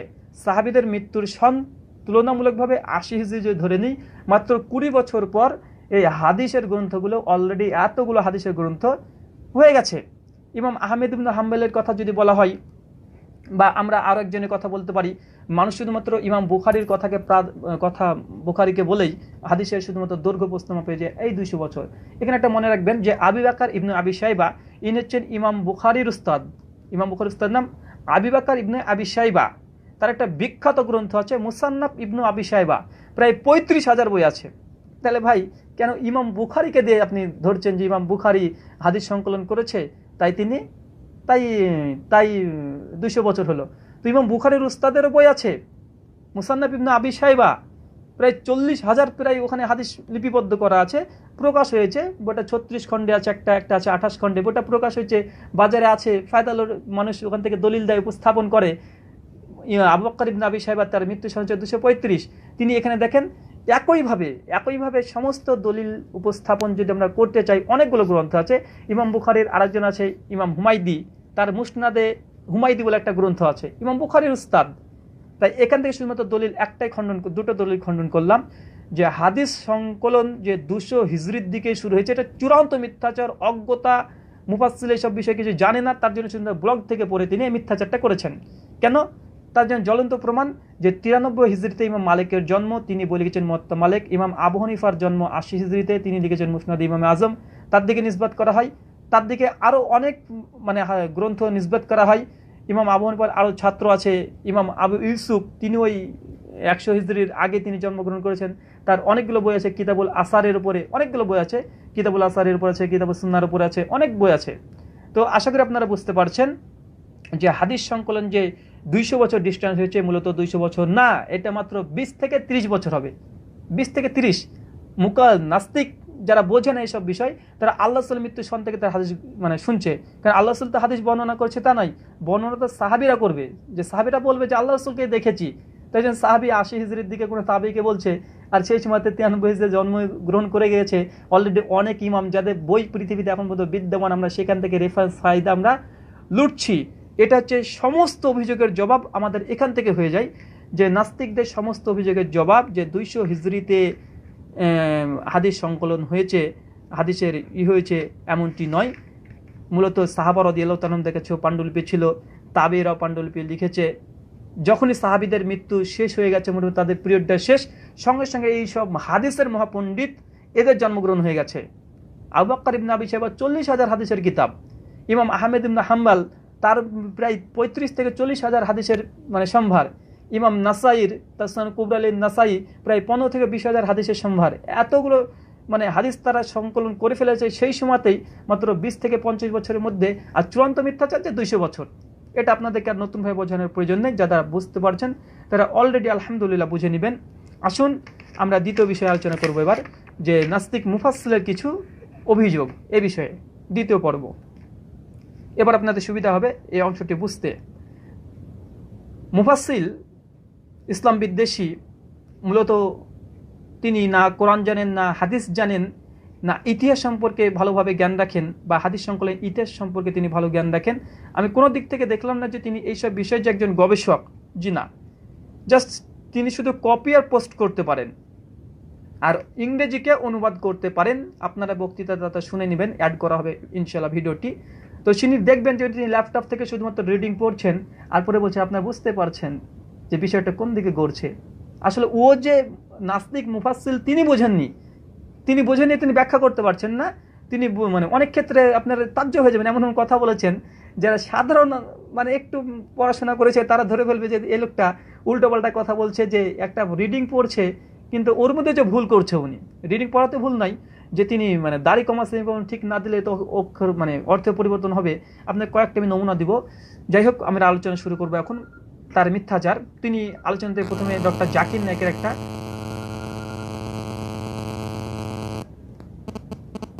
জাকির নায়েকের একটা তিনি অডিও ক্লিপ চালিয়েছেন, যেখানে ডক্টর জাকির নায়েক তিনি বলছেন যে আল্লাহ রাসূল মুহাম্মদ সাল্লাল্লাহু আলাইহি ওয়াসাল্লামের সময় পবিত্র কোরআন এটা কমপ্লিট হয়েছে, এনে কোনো মতানৈক্য কোনো দ্বিমত নেই। হাদিস সংকলন হয়েছে মূলত 50 বছর, 100 বছর, 150 বছর পরে আল্লাহ রাসূলের। এই কথাকে তিনি নিয়ে বলছেন যে ডক্টর জাকির নায়েক একসঙ্গে তিনটে কেন বললেন, 50 বছর, 100 বছর বা 150 বছর। মুফাসসিল আবার জবাব তিনি দিচ্ছেন মূলত ডক্টর জাকির নায়েক এই বিষয়ে তার জ্ঞান নেই, তার জন্য তিনি তিনটে বলেছেন। আসলে ডক্টর জাকির নায়েকের গভীর জ্ঞান আছে এই বিষয়ে, তার জন্য তিনি তিনটে বলেছেন। কেন? 50 হিজরিতে অলরেডি সাহাবা রাদিয়াল্লাহু তাআলা আনহু তারা মুসাফ লিখে অর্থাৎ হাদিসের গ্রন্থ তারা লিখেছে বিভিন্নভাবে।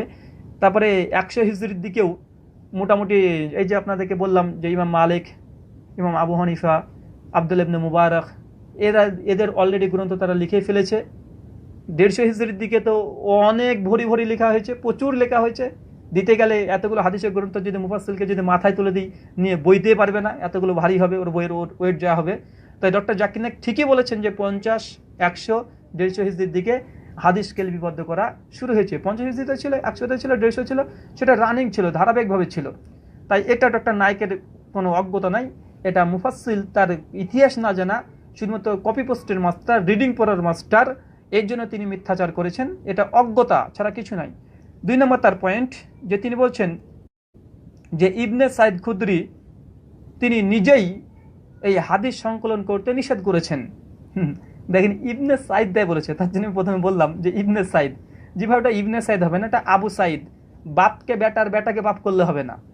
আবু সাইদ খুদরি কে ইবনে সাইদ খুদরি বলে দিচ্ছে, আবার তিনি নাকি ইসলাম প্রচার করেছে। ভাই, যারা ইসলাম প্রচার করবে বা কোরআন হাদিস যদি জানতো, কেউ আবু সাইদকে ইবনে সাইদ কোনোদিনই বলবে না, কোনোদিনই বলতে সম্ভব নয়।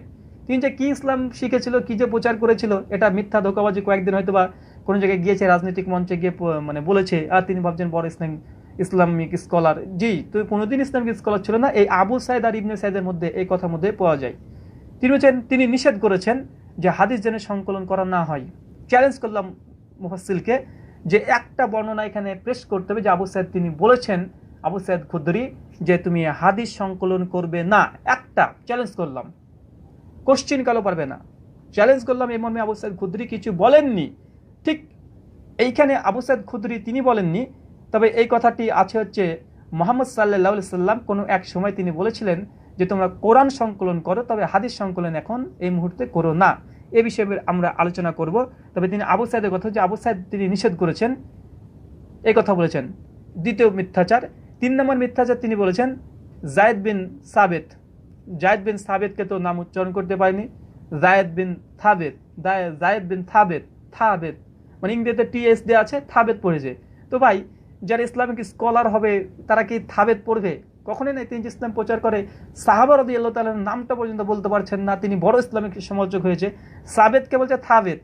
ভাই, এটা আপনি বলতে পারেন যে আমি ইংরেজি থেকে পড়েছি তার জন্য আমার এরকম হচ্ছে। ভাই, আপনি তো বাঙালি, আপনি তো বাংলাদেশে ইসলাম প্রচার করেছেন বলছেন, তো সাবেত আর থাবেত, থাবেত তো আপনি কোনো বক্তৃতা হয়তো বলেন জায়েদ বিন থাবেত, এরকম তো বলবেন না। আপনি বাঙালিকে যখন বলছেন, অনুবাদ করছেন, আপনি জায়েদ বিন সাবেতই বলবেন। আপনি আসলে এই বিষয়টি জানেন না, তার জন্য আপনি ওইভাবে পাঠ করেছেন যে জায়েদ বিন সাবেত তিনিও নাকি নিষেধ করেছেন যে না তোমরা কোরআন সংকলন করো, হাদিস সংকলন করো না।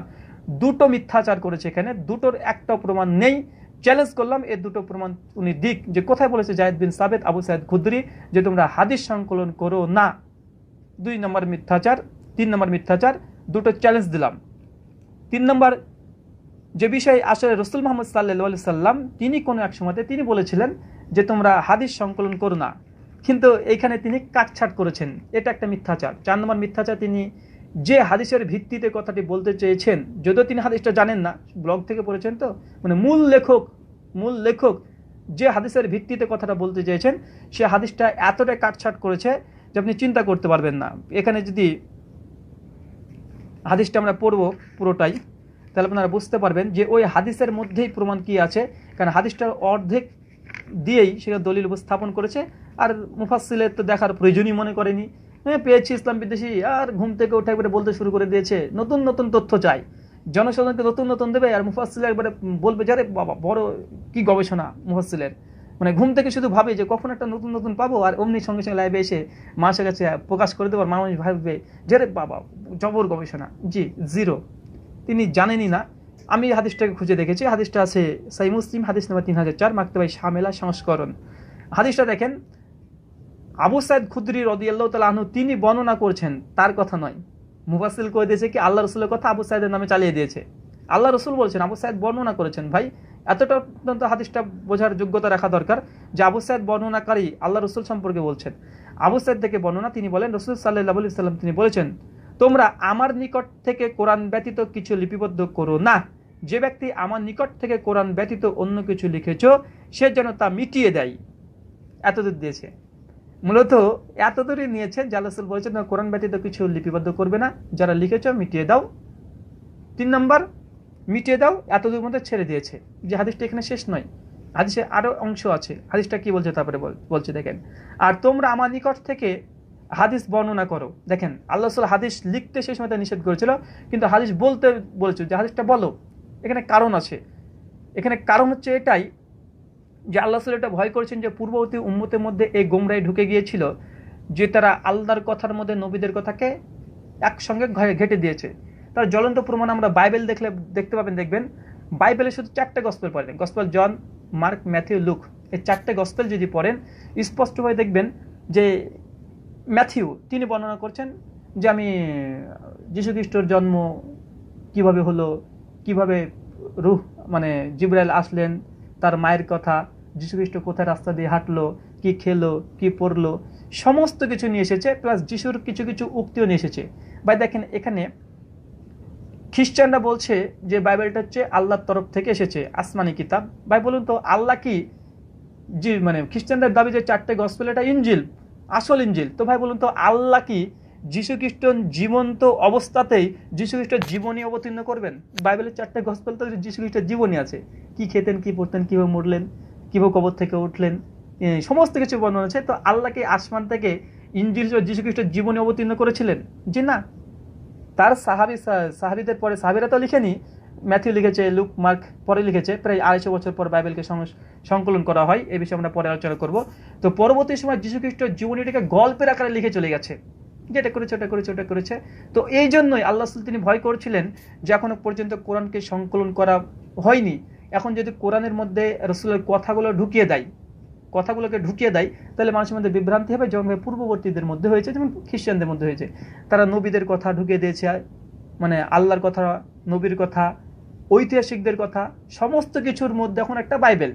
আলহামদুলিল্লাহ, ইসলাম কত খাঁটি, কত পবিত্র এখানে বুঝতে পারবেন যে ইসলামে আল্লাহর কথা আলাদা করা হয়েছে কোরআন, ইসলামে হাদিস অর্থাৎ রসুলের কথার জন্য আলাদা একটা হাদিস করা হয়েছে। আর ইতিহাসের জন্য আল বিদায়া ওয়ান নিহায়া দেখেন ইতিহাসের জন্য আলাদা একটা গ্রন্থ, স্বতন্ত্রভাবে আলাদা আলাদা প্রত্যেকটা করা হয়েছে। কোরআনে শুধুমাত্র আল্লাহরই কথা আছে, হাদিসে শুধুমাত্র রাসূলুল্লাহর কথাই আছে, আর ইতিহাসের জন্য আল বিদায়া ওয়ান নিহায়া ইতিহাস সম্পূর্ণ আলাদাই করা হয়েছে। দেখেন আপনাকে এখানে দেখেন ইসলাম 3টে ভাগে ভাগ করে দিয়েছে। তার জন্য কোরআনই সংকলন হয়েছিল না। আল্লাহ বলে তোমরা এখন লিখো না, তবে আমার হাদিস তোমরা প্রচার করো, হাদিস মুখস্থ করো, হাদিস করো, সমস্ত কিছু করেছে। পরবর্তী সময় যখন কোরআনকে যখন আল্লাহ জীবদ্দশাতে যখন মানে একত্রিত করা হলো, জমা করা হলো, তারপর আল্লাহ কিন্তু পরবর্তী সময় এই যে আব্দুল্লাহ ইবনে আমরের যে সহিহ বুখারী, সুনান আবু দাউদ হাদিস 3646 থেকে যে দলিল আমি উপস্থাপন করলাম 3646, আল্লাহ তারপরে বলছে উক্তুব, লেখো, ফাল্লাজি নাফসি বিহাদি মুহাম্মদ, সেই সত্তার কসম যাহাতে মুহাম্মদের প্রাণ আছে। আচ্ছা তারপর লিখতে বলেছেন। প্রথমে বলছেন কেন কোরআন সংকলন কমপ্লিট হয়নি, তার জন্য তিনি নিষেধ করেছেন। পরবর্তী সময় যখন কোরআনকে মাজমু করা হয়েছে, জমা করা হয়েছে, তারপরে তিনি লেখার জন্য আদেশও দিয়েছেন। তো এখান থেকে প্রমাণিত এটাই হলো স্পষ্টভাবে যে আল্লাহ মুহাম্মদ সাল্লাল্লাহু আলাইহি সাল্লাম ওখানে কিন্তু বলেছে হাদিস প্রচার করতে। তাই এই হাদিস দ্বারা তাদের যুক্তি ভেঙে চুরমার হয়ে গেল যে আল্লাহ রাসূল নিষেধ করেছেন। জি না, আল্লাহ রাসূল নিষেধ করেছিলেন, তিনি পরে যখন কোরআন জমা হয়ে গেছে তারপরে তিনি আবার অনুমতি দিয়েছেন, যেটা আপনাকে প্রথম পর্বে আমি একাধিকবার বলেছি, আপনারা দেখে নিতে পারবেন। সুনান আবু দাউদ হাদিস নম্বর 3646, আল্লাহ রাসূল পরে অনুমোদন দিয়েছিলেন, সাহাবা রাদিয়াল্লাহু তাআলা তারা লিখতেন হাদিস। 4 নম্বর, জি মুফাসসিল তারপরে বলেছে 6 নম্বর তার মিথ্যাচার, অজ্ঞতা। এগুলো না জানার কারণে শুধু ব্লগ থেকে পড়লে হয় ভাই? আপনাদেরকে মুক্তমানা সমস্ত কিছু পড়ে গবেষণা করে নাকি আপনারা ধর্ম ত্যাগ করেছেন? কি করেছেন ভাই? শুধুমাত্র নিজে পপুলারিটি সেলিব্রিটি হওয়ার ধান্দাতে বা ওই নেশাতে মগ্ন হয়ে আছেন ভাই? একটু পড়াশোনা করুন, নিরপেক্ষ দৃষ্টিভঙ্গি নিয়ে পড়ুন, তাহলে আপনারা বুঝতে পারবেন বিষয়টা কি। তিনি বলছেন যে খলিফা 4 খলিফাই নাকি বলেছেন যে তোমরা হাদিস খলিফারা নিষেধ করেছে যে না তোমরা হাদিস লিখবে না। হাদিস কোথায় নিষেধ করেছে? চ্যালেঞ্জ করলাম যে খলিফাদের মধ্যে কোন খলিফা বলেছে যে হাদিস লিখবে না? আপনি দলিল পেশ করেননি ভাই। মুফাসসিল একটা দলিল পেশ করেনি, একটাও করেনি। বিশেষ করে আলোচনাতে একটা দলিল দেয়নি, শুধুমাত্র 2টো কোরআন থেকে দলিল দিয়েছে। আমরা সেই সময় আলোচনা করব যে খলিফারা নিষেধ করেছে কোথায়। আমি প্রথম পর্বেই আপনাদেরকে দেখিয়ে দিয়েছি 4 খলিফার মধ্যে 4 খলিফাই তারা স্পষ্টভাবে হাদিস লেখার অনুমতি দিয়েছে, হাদিস লিখেছে। স্বয়ং খলিফারা তাদের কাছে পরিষ্কারভাবে তাদের কাছে পাণ্ডুলিপি তাদের কাছে ছিল, বিভিন্ন জায়গাতে পাঠিয়েছে। প্রথম পর্বের আলোচনাটি শুনবেন, তাহলে আপনি উত্তরটি পেয়ে যাবেন। আমি শুধুমাত্র এখানে রেফারেন্স দিচ্ছি যে আবু বকর রাদিয়াল্লাহু তাআলা আনহু তিনি স্পষ্টভাবে তার কাছে মুশাফ ছিল, তিনি লিখেছেন। হাদিস হচ্ছে সহিহ বুখারী হাদিস নম্বর 1454, তিনি তেনার কাছে একটা পাণ্ডুলিপি তিনি পাঠিয়েছিলেন। 2 নম্বর দলিল যে ওসমান রাদিয়াল্লাহু তাআলা ওমর বিন খাত্তাব তার কাছেও তিনিও পাণ্ডুলিপি পাঠিয়েছিলেন, চিঠি পাঠিয়েছিলেন। এটারও হাদিস বর্ণনা আছে স্পষ্টভাবে। মুসনাদ আহমদ হাদিস নম্বর 189। আলী রাদিয়াল্লাহু তাআলা তিনার কাছেও বন্দি মুক্তি কিসাস এইসব জন্য অনেক হাদিসের পাণ্ডুলিপি তার কাছে ছিল, তিনি লিখতেন হাদিস নাম্বার সহিহ বুখারী হাদিস নাম্বার 111। তো এই যে খলিফারা যে নিষেধ করেছেন হাদিস কোথায় করেছে ভাই? আমি তো দলিল দিলাম স্পষ্ট হয়ে যে তারা লিখেছে, তাদের কাছে পাণ্ডুলিপি ছিল, বিভিন্ন জায়গাতে তারা হাদিসের পাণ্ডুলিপি পাঠাতো, হাদিস লিখেছে কোথায়? তাই এটা হচ্ছে মুফাসসিলের স্পষ্টভাবে মিথ্যাচার, ইতিহাস না জানার কারণে যে খলিফারা তারা নিষেধ করেছেন। এখানে তার 7 নম্বর মিথ্যাচার, তিনি একটি দলিল ভিত্তিক আলোচনা করতে চাইছেন যে কোরআন সম্পূর্ণ, তার জন্য হাদিস লেখার প্রয়োজন নেই। তিনি বলছেন যে কোরআন সম্পূর্ণ, এই জন্য হাদিস লেখার দরকার নেই। কোরআনের 6 নম্বর সূরা 38 এবং 114 নম্বর আয়াতে আল্লাহ বলছে কোরআনকে আমি সম্পূর্ণ করেছি। তো মুফাসসিল এখান থেকে তিনি দলিল বের করেছে যে বলছে যে এই জন্যই আমাদের হাদিস মানার প্রয়োজন নেই। আসুন ভাই, সহিহ বুখারী খুলবেন হাদিস নম্বর 4686। আব্দুল্লাহ ইবনে মাসউদ রাদিয়াল্লাহু তাআলা আনহুর কাছে একজন এসে প্রশ্ন করছেন যে এই পরচুলা লাগানো এবং হাত পায়ে উল্কি লাগানো এই বিষয়ের উপরে কি ইসলামের বিধান? তো আব্দুল্লাহ ইবনে মাসউদ সেখানে একটা রায় দিয়েছেন যেগুলো নাজায়েজ, এটা হারাম। তখন সেই মহিলা এসে বলছে যে কোরআনের কোথায় আছে? কোথায় কোরআনে আছে? কোরআনে আমি খুঁজেছি, কোরআনে কথা কিছু লেখা নেই। সঙ্গে সঙ্গে আব্দুল্লাহ ইবনে মাসউদ বলছে হ্যাঁ কোরআনে আছে, কোরআনেও আছে, সুন্নাতে রাসূলেও আছে, অর্থাৎ হাদিসেও আছে। তখন সঙ্গে সঙ্গে মেয়েটা বলছে আমি কোরআন তো পড়ে শেষ করে দিয়েছি, কোরআনে তো আমি এমন ধরনের কোনো তথ্য পাইনি যেখানে বলা হয়েছে যে পরচুলা লাগানো যাবে না আর এই উল্কি আঁকা যাবে না। তখন সঙ্গে সঙ্গে আব্দুল্লাহ ইবনে মাসউদ তাকে বলে তুমি কি পড়নি কোরআনে সেই আয়াত ওমা আতাকুমুর রাসূলু ফাকুজুহু ওয়া মা নাহাকুম আনহু ফান্তাহু, সূরা হাশর 59 আয়াত নম্বর 7, যে রাসূলুল্লাহ তোমাদেরকে যেটা দিয়েছে সেটা গ্রহণ করো আর যেটা দেয়নি সেটা বর্জন করো। এটা স্পষ্টভাবে সূরা হাশর 59 আয়াত নম্বর 7 আপনি তাফসিরেও দেখবেন, সহিহ বুখারী কিতাবুত তাফসিরে এই আয়াতের ব্যাখ্যাতেই আব্দুল্লাহ ইবনে মাসউদ এটা বলেছেন যে কোরআনে নেই তো কি হয়েছে, তো আল্লাহ রাসূল দিয়েছেন। তার মূল উসুল হচ্ছে এটা যে আল্লাহ রাসূল মুহাম্মদ সাল্লাল্লাহু আলাইহি ওয়াসাল্লাম যেটা দিয়েছেন সেটা হাদিস। তার জন্য আব্দুল মাসউদ বলছে যে তুমি কি কোরআনের ওই আয়াত পড়োনি যে রাসূল তোমাকে যেটা দেয় অর্থাৎ হাদিস দিয়েছে। তাই সূরা আনামের 38 নম্বর আয়াত কোরআন সম্পূর্ণ আছে, তার জন্য হাদিসে যেতে যাবে না এমনটি নয়। কোরআনে নির্দেশ দিচ্ছে যে রাসূলের হাদিসে যেতে হবে, কোরআন নির্দেশ দিচ্ছে যে রাসূল তোমাকে যেটা দেয় সেটা গ্রহণ করো। তো কোনটা দিয়েছে? তিনি হাদিস দিয়েছেন আমাদেরকে, তো গ্রহণ করো। কোরআনে দেখে দিচ্ছে, রেফারেন্স দিচ্ছে। কোনো সমস্যায় যখন পড়ে যাবে তখন হাদিস দেখতে হবে। ওমা আতাকুমুর রাসূলু ফাকুজুহু, রাসূল তোমাকে যেটা দেয় সেটা গ্রহণ করো।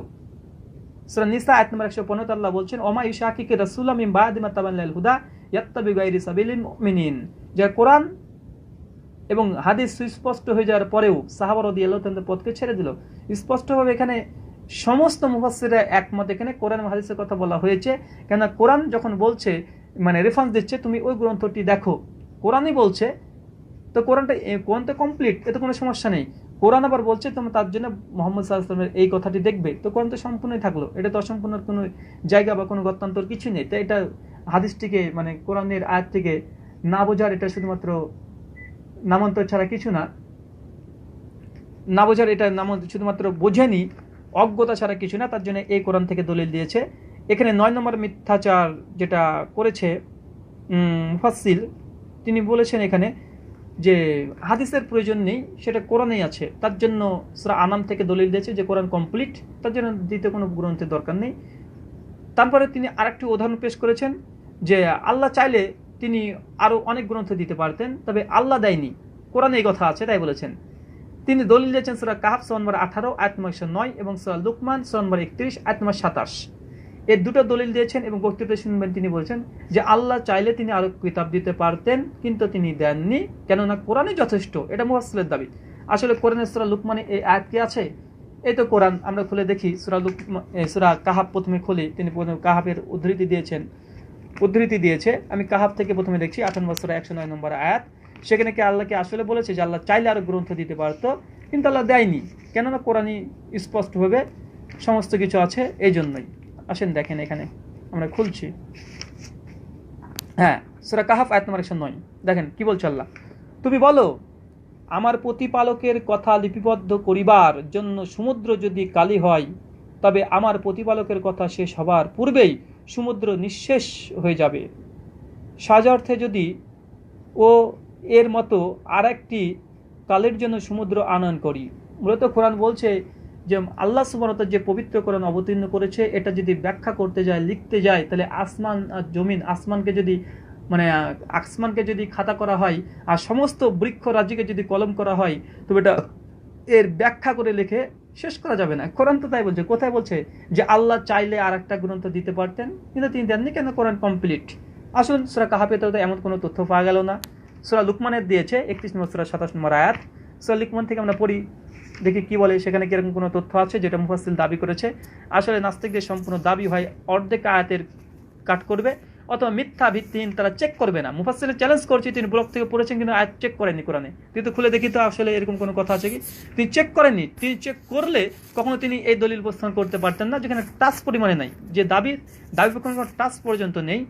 27 নম্বর আয়াত দেখেন কি বলছেন আল্লাহ আবার, সূরা লুকমান আয়াত 27, পৃথিবীর সমস্ত বৃক্ষরাজি যদি কলম হয় এবং এই সমুদ্রের সাথে যদি আরো 7 সমুদ্রকে যুক্ত হয়ে কালি হয়, তবু আল্লাহ সুবহানাহু ওয়া তাআলার বাণী, তার গুণাবলী লিখে শেষ করা যাবে না। আল্লাহ পরাক্রমশালী প্রজ্ঞাময়। কি বলছে ভাই? একই কথা, কোরআনের কথা বলছে। কোরআনকে কেউ যদি ব্যাখ্যা করতে চায়, আসমানকে যদি খাতা করে ফেলা হয়, বৃক্ষরাজিকে যদি কলম করা হয়, তবু লিখে শেষ করা যাবে না। আল্লাহ প্রজ্ঞাময়। কোথায় বলেছে ভাই?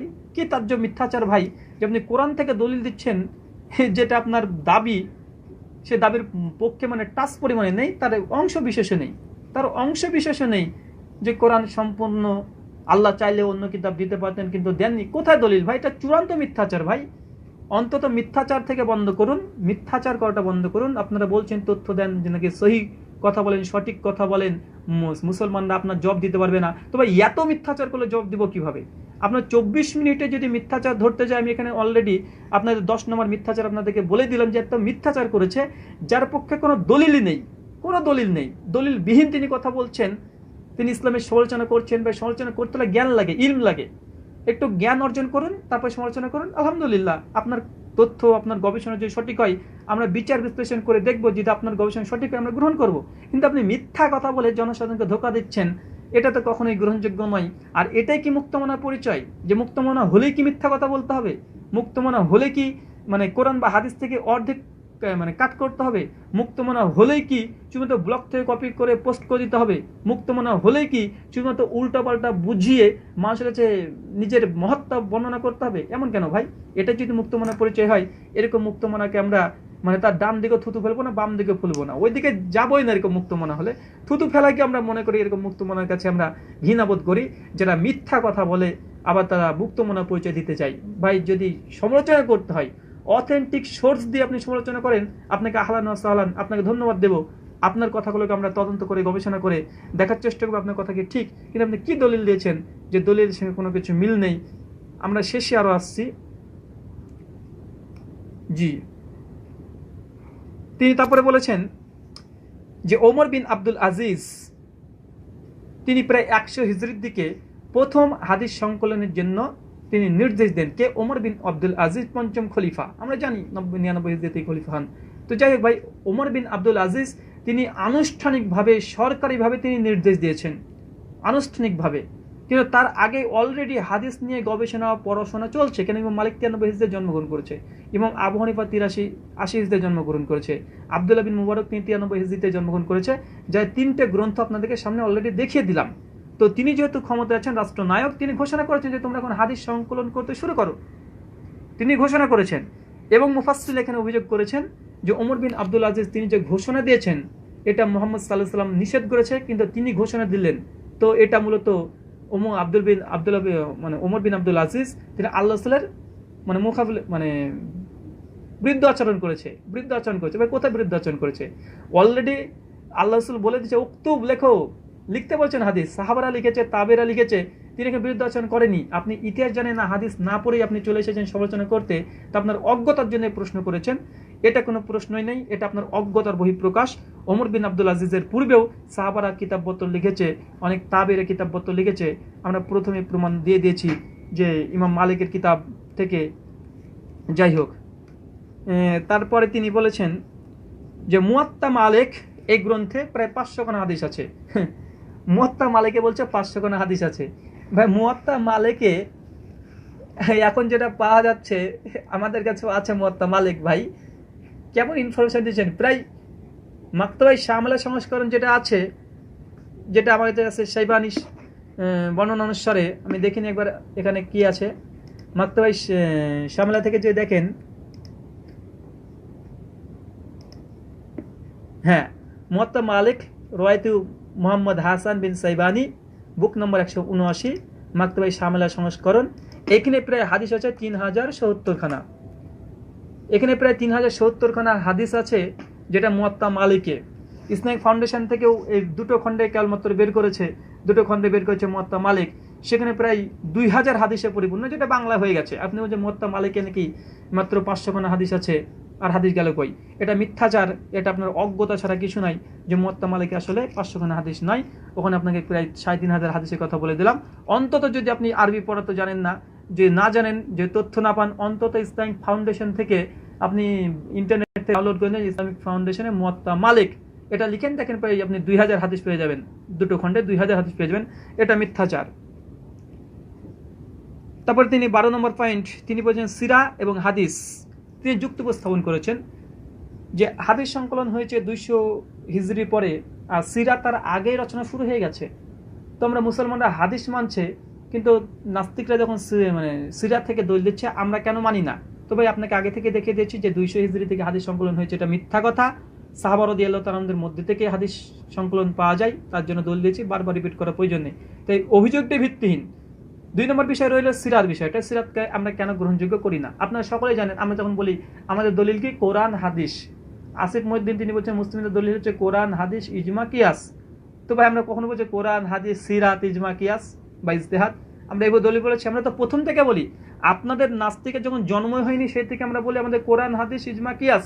আমাদের অধিকাংশ মুসলিমরা এই দাবি করে, তারা করে অধিকাংশরা, যে কোরআন হাদিস ইজমা কিয়াস সকলে বলছে। আমরা কিয়াসের জায়গায় ইজতিহাদ বলি, শব্দের পরিবর্তন আছে, কিন্তু কোরআন হাদিস সিরাত ইজমা কিয়াসকে দলিল বলেছে? জি না।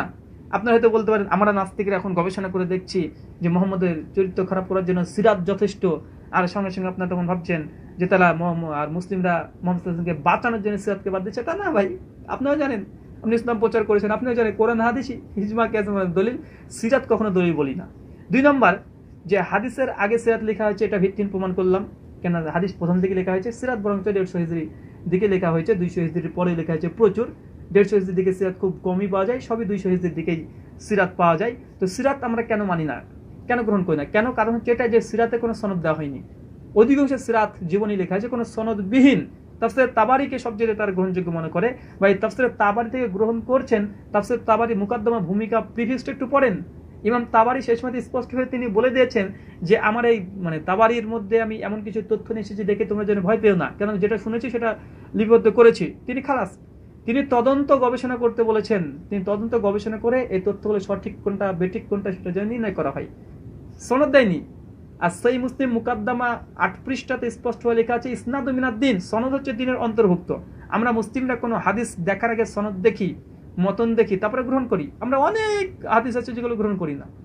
তাই সিরাত আমরা কেন মানি না? যেহেতু তার সনদ দ্বারা প্রমাণিত নয়, দুর্বল সূত্র, অধিকাংশ ক্ষেত্রে সিরাত এই জন্য অথেন্টিক নাই। আমরা মুসলিমরা কখনো সিরাত থেকে যে হরহর করে দলিল দিই তা না। কোনো সিরাত থেকে যখন আমরা দলিল দিই তখন সেটাকে গবেষণা করে তদন্ত করে তারপরে সেখান থেকে নিই, এটা মনে রাখবেন। এটা বলার পরে তিনি ইমাম বুখারীর পেছনে লেগে গেলেন যে ইমাম বুখারী 6 লক্ষ হাদিস জানতেন। তার মধ্যে বুখারীতে মাত্র নিয়ে এসেছেন 7565টা তিনি হাদিস নিয়ে এসেছেন। তার মানে ইমাম বুখারী 6 লক্ষ হাদিসের মধ্যে মাত্র 1% হাদিস, মানে 1% হাদিস নিয়ে এসেছেন। 5 লক্ষ মানে 6 লক্ষের মধ্যে মাত্র 7000 হাদিস নিয়ে এসেছে, মানে 99% হাদিস ইমাম বুখারী তিনি বাদ দিয়েছেন। ইমাম বুখারী সেটা বাদ দিয়েছেন, এটা দাবি। তার মানে ইসলামের অধিকাংশ হাদিস নষ্ট হয়ে গেছে। ইমাম বুখারীর নিজের ইচ্ছা হয়েছে যেগুলো নিচে, আর ইচ্ছা যেগুলো হয়নি সেগুলো নেয়নি। এটা চূড়ান্ত অজ্ঞতা যে ইমাম বুখারী তিনি শুধুমাত্র 7000 তিনি হাদিস নিয়ে এসেছেন, এই যে একটা তথ্য তিনি বলেছেন। আসলে এখানে আমাদের অনেকেই এই অভিযোগ করেন যে ইমাম বুখারী এত হাদিস জানতেন, তাহলে তিনি কেন মাত্র এই কটা সহিহ বুখারীতে 7563টা তিনি হাদিস নিয়ে এসে তিনি ক্ষান্ত হয়ে গেলেন, তিনি আর কোনো হাদিস নিয়ে আসলেন না। এই বিষয়ে দেখেন, আপনাকে প্রথমত আমি বলবো কয়েকটা বিষয় আলোচনা করব। যে অনেকে শুধু ভাবেন যে সহিহ বুখারীতে 7563টা হাদিস আছে, আসলে ধারণা ভুল। প্রথম কথা দেখেন, ইমাম বুখারী সিরিয়াল নাম্বার অনুসারে 7563 হাদিস আছে, কোনো সন্দেহ নেই। কিন্তু সহিহ বুখারীতে মুআল্লাক হাদিস আছে, কিছু মুআল্লাক হাদিস আছে 1341টা, যেটা হাদিস নাম্বারের মধ্যে নেই। হাদিস নাম্বারের মধ্যে নেই, মানে মুআল্লাক হাদিস সেগুলোকে বলে, কিন্তু সহিহ বুখারীতে আছে। সেগুলো অনেকগুলো, অধিকাংশ সহিহ সূত্রে প্রমাণিত হাদিসের 1341টা। তাহলে আপনি যোগ করেন 7563টা, আর একে 1341টা হাদিস। আবার মানে মুতাবায়াত মানে কোনো হাদিস নিয়ে আসার পরে ইমাম বুখারী মুতাবায়াত হিসাবে আরো হাদিসের রাবীদের নাম উল্লেখ করেছে, এই ধরনের হাদিস আছে 341টা, প্লাস সাহাবা এবং তাবেঈদের হাদিস নিয়ে এসেছে সহিহ বুখারীতে টোটাল 1608 খানা। এখানে বুঝতে পারি না, আমি আবার ক্লিয়ার করে দিই। সহিহ বুখারীতে দেখবেন হাদিস নিয়ে এসেছে ইমাম বুখারী একটা, যে ধরুন একটা ছোট্ট একটা উদাহরণ দিই, যে নিয়াত প্রসঙ্গে ইন্নামাল আমালু বিন্নিয়াত, যে প্রত্যেকটা কাজ নির্ভর করে নিয়াতের উপরে। ইমাম বুখারী একটা হাদিস নিয়ে এসেছে, নিয়ে আসার পরে তিনি বলছেন এই হাদিসটা ওমর, ওসমান এবং আবু হুরায়রা, উবায়দা বিন সামিত থেকে বর্ণনা আছে। ইমাম বুখারী একটা হাদিস নিয়ে এসেছে আর 4 জন রাবীর নাম বর্ণনা করে দিলেন। তো হাদিস কিন্তু একটা, কিন্তু 4 জন রাবীর নাম বর্ণনা করেছে, এই হাদিসটা বর্ণনা আছে। তো এগুলো কিন্তু হাদিসের অন্তর্ভুক্ত, গণনার মধ্যে হাদিসের অন্তর্ভুক্ত, যদি এটা ক্রমিক অনুসারে হবে না। তো এইভাবে মুআল্লাক হাদিস 1341টা আছে, যেগুলো হাদিস নাম্বারের মধ্যে নেই, কিন্তু তিনি মুতাবায়াত হিসেবে নিয়ে এসেছেন, মুআল্লাক হিসেবে নিয়ে এসেছেন। আর মুতাবায়াত আছে 341টা, আর সাহাবা তাবেঈদের হাদিস আছে 1608টা। টোটাল সহিহ বুখারীতে মূলত হাদিস যদি আমরা দেখতে যাই, তো হাদিসের সংখ্যা আছে 1669টা, 1690টা, 1690টা সহিহ বুখারীতে হাদিস আছে মূলত। তো ভাই, তারপরে নাস্তিকরা বলবে তো 6 লক্ষর কাছে মাত্র 10,000 বা 12,000 হাদিস সহিহ বুখারীতে আছে, ঠিক আছে, তো বাকি হাদিস গেল কই? অনেকের মধ্যে প্রশ্ন। খুবই ছোট্ট উদাহরণ, মানে খুবই সহজে আপনাদেরকে বুঝিয়ে দিচ্ছি, কারণ এটা অনেক গবেষণার বিষয়, এক কথা উত্তর দিয়ে দিই, বুঝে যাবেন। দেখেন ভাই, ইমাম বুখারী রাফুল ইয়াদাইন প্রসঙ্গে সহিহ বুখারীতে কটা হাদিস নিয়েছে? 735, 36, 37, 38, 39, মাত্র 5টা হাদিস নিয়ে এসেছে যে রাফুল ইয়াদাইন করতে হবে। রাফুল ইয়াদাইন করতে হবে, মাত্র 5খানা হাদিস নিয়ে এসেছে। তো ইমাম বুখারী কি মাত্র 5টা হাদিস জানতেন? জি না। দেখেন, ইমাম বুখারী স্বতন্ত্র একটি বই আছে যেটার নাম জুজুল রাফুল ইয়াদাইন, 198 খানা হাদিস আছে, সহিহ বুখারীতে 5খানা নিয়ে এসেছেন। তো ইমাম বুখারী এটা করেছে কি, যে নিয়াত প্রসঙ্গে বুখারী প্রথম হাদিস ইন্নামাল আমালু বিন্নিয়াত, ইমাম বুখারী তিনি বলছেন এই হাদিসটা আমি প্রায় 70 জনের কাছ থেকে শুনেছি, 70 জনের কাছ থেকে শুনেছি, কিন্তু বুখারীতে নিয়ে এসেছে একখানা। তো একই হাদিস বুখারীতে বারবার নিয়ে আসার কি প্রয়োজন? দেখছি ওই হাদিস আবু হুরায়রা বর্ণনা করেছে, উবায়দা বর্ণনা করেছে, জাবের বর্ণনা করেছে, অনেকজন বর্ণনা করেছে। তো ইমাম বুখারী সবচেয়ে মজবুত শক্তিশালী হাদিসটাকে তিনি সহিহ বুখারীতে নিয়ে এসেছেন মাত্র নিয়াত প্রসঙ্গে একটা হাদিস, কিন্তু তিনি হাদিস জানতেন 6 লক্ষ। মানে একটা হাদিস নিয়াতের প্রসঙ্গে তিনি গ্রন্থে নিয়ে এসেছেন, কিন্তু আরো 70খানা হাদিস নিয়াত যে বর্ণনা করছে যে প্রত্যেকটা আমল নির্ভর করে নিয়াতের উপরে, এটা তার মাথাতে ছিল, কিন্তু তিনি বুখারীতে এনেছেন কেন? বারবার একই হাদিসের কি দরকার, একটাই নিয়ে এসেছেন। তো এইভাবে তিনি 6 লক্ষ হাদিস জানেন। রাফুল ইয়াদাইনের পক্ষে তিনি মাত্র 5টা হাদিস নিয়ে এসেছেন, কিন্তু হাদিস কিন্তু তার জুজুল রাফুল ইয়াদাইনে 98খানা আছে।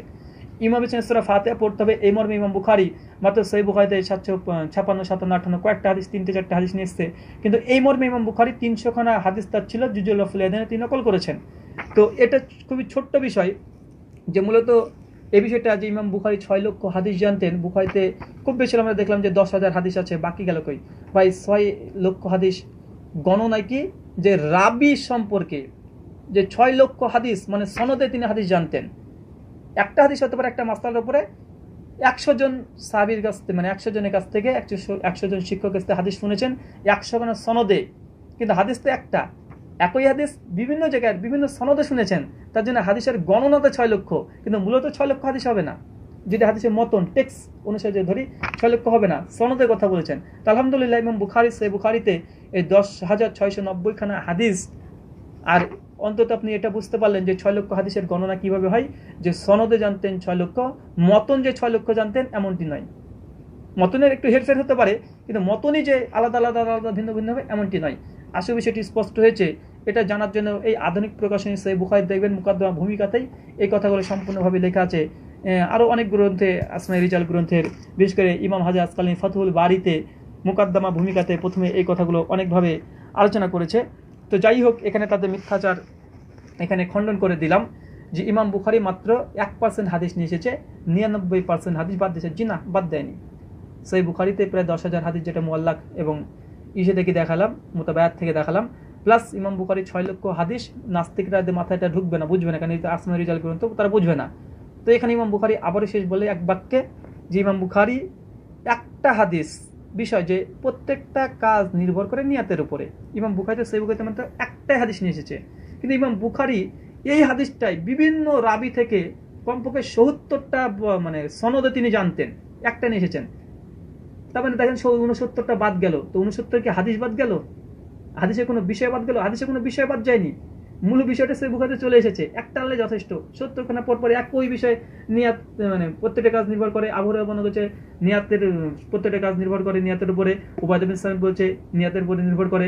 আবু মুসা আশআরী বলছে নিয়াতের উপর নির্ভর করে। তো এই বইতে নিয়ে আসার প্রয়োজন নাই, একটা নিয়ে এসেছে, বাকিগুলো ছেড়ে দিয়েছে। একটাতে কাজ হয়ে গেলে বাকি 70খানা নিয়ে আসার প্রয়োজন কি? আসলে এই বিষয়টি স্পষ্ট হয়েছে। ঠিক আর একটি অভিযোগ, মানে এগুলো না জানার কারণেই, যে ইমাম বুখারী, নাস্তিকরা মনে করে যে ইমাম বুখারী শুধুমাত্র সহিহ বুখারী রচনা করেছে। জি না ভাই, ইমাম বুখারীর 17খানা গ্রন্থ পৃথিবীতে আছে। ইমাম বুখারী একখান শুধু সহিহ বুখারী নয়, তার আরো অনেক গ্রন্থ আছে। তারিকুস সাগির আছে, তারিকুল কাবির আছে, তারিকুল জুয়াফা আছে, ইমাম বুখারীর জুজুল কিরাত আছে, ইমাম বুখারীর জুজুল রাফুল ইয়াদাইন কিতাব আছে, ইমাম বুখারীর আল আদাবুল মুফরাদ আছে, ইমাম বুখারীর খালফু আফাল ইবাদ আছে।